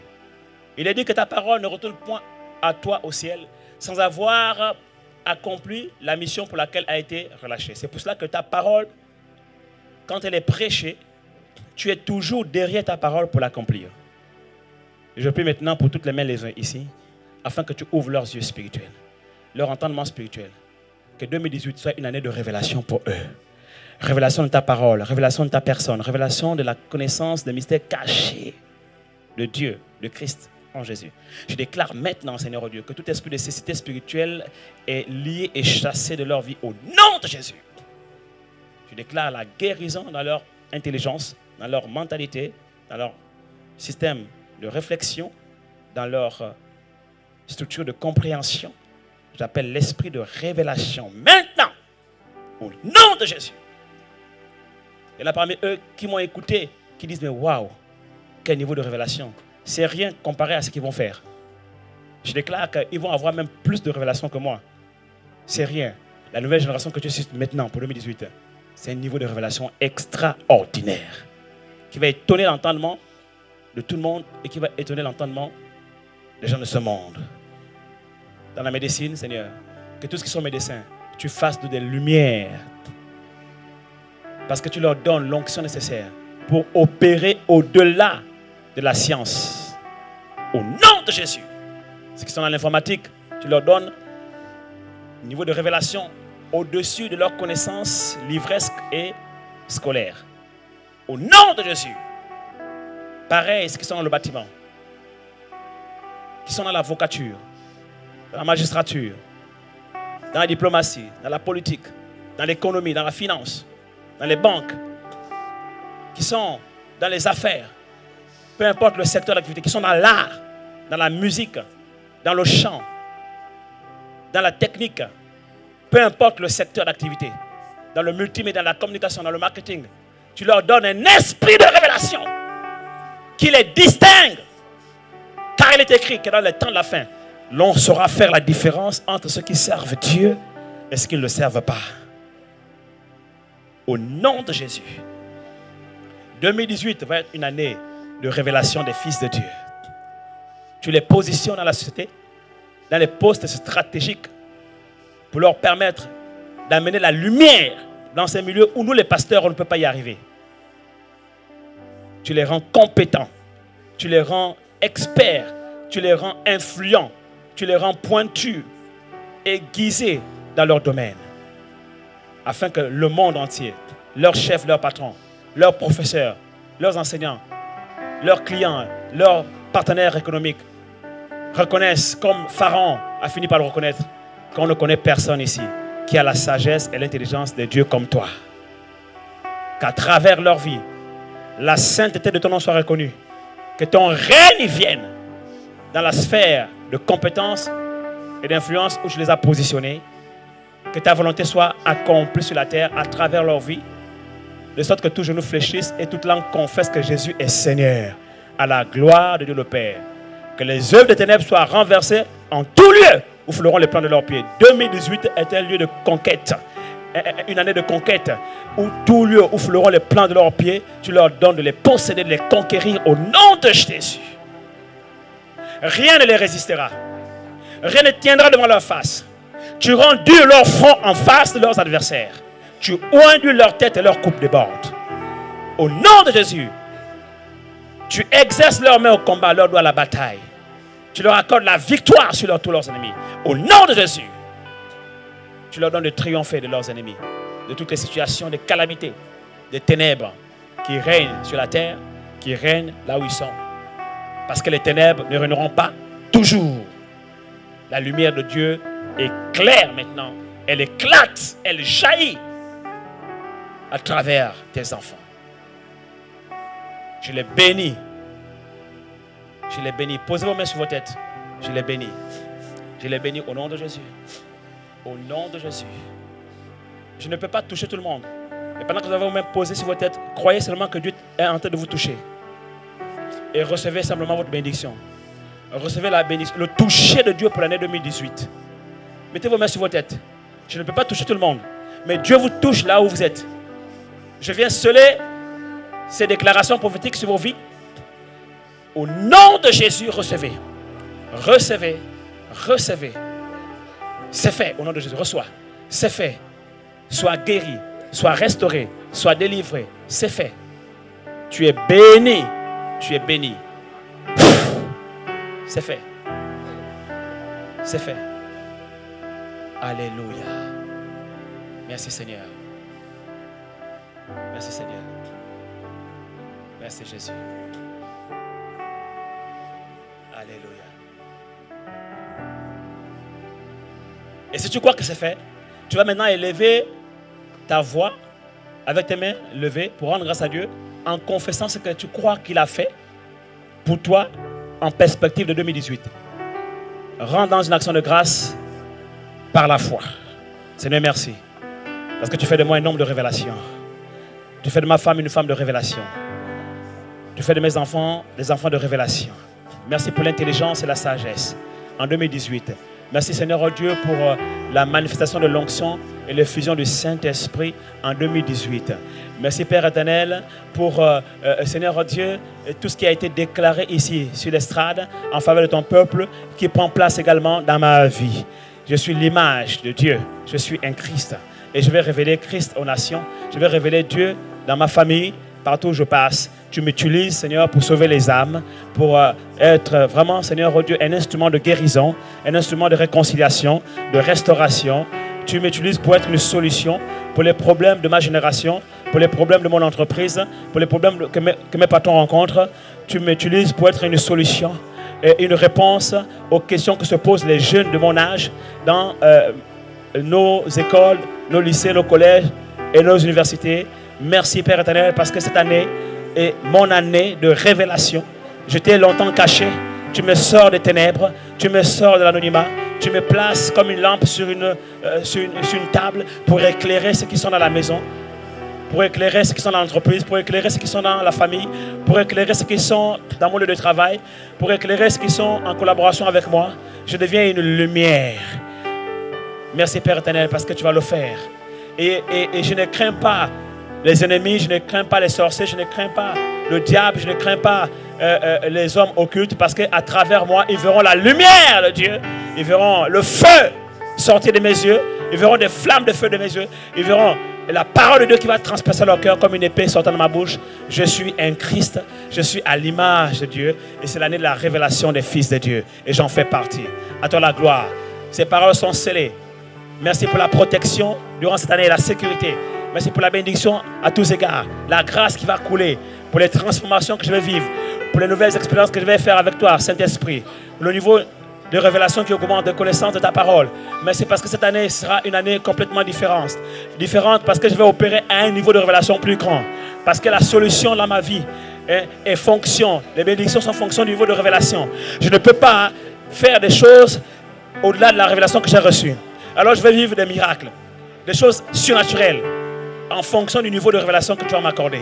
Et je déclare que cette année est une année de révélation et de miracles, une année de prodiges. Aussi, accorde-moi l'esprit de révélation dans le discernement pour ne pas me laisser séduire par les esprits séducteurs des temps de la fin, ne pas être ballotté à toute vente doctrine par les fausses doctrines, par les faux pasteurs, par les faux prophètes, par les faux docteurs, par les faux enseignants.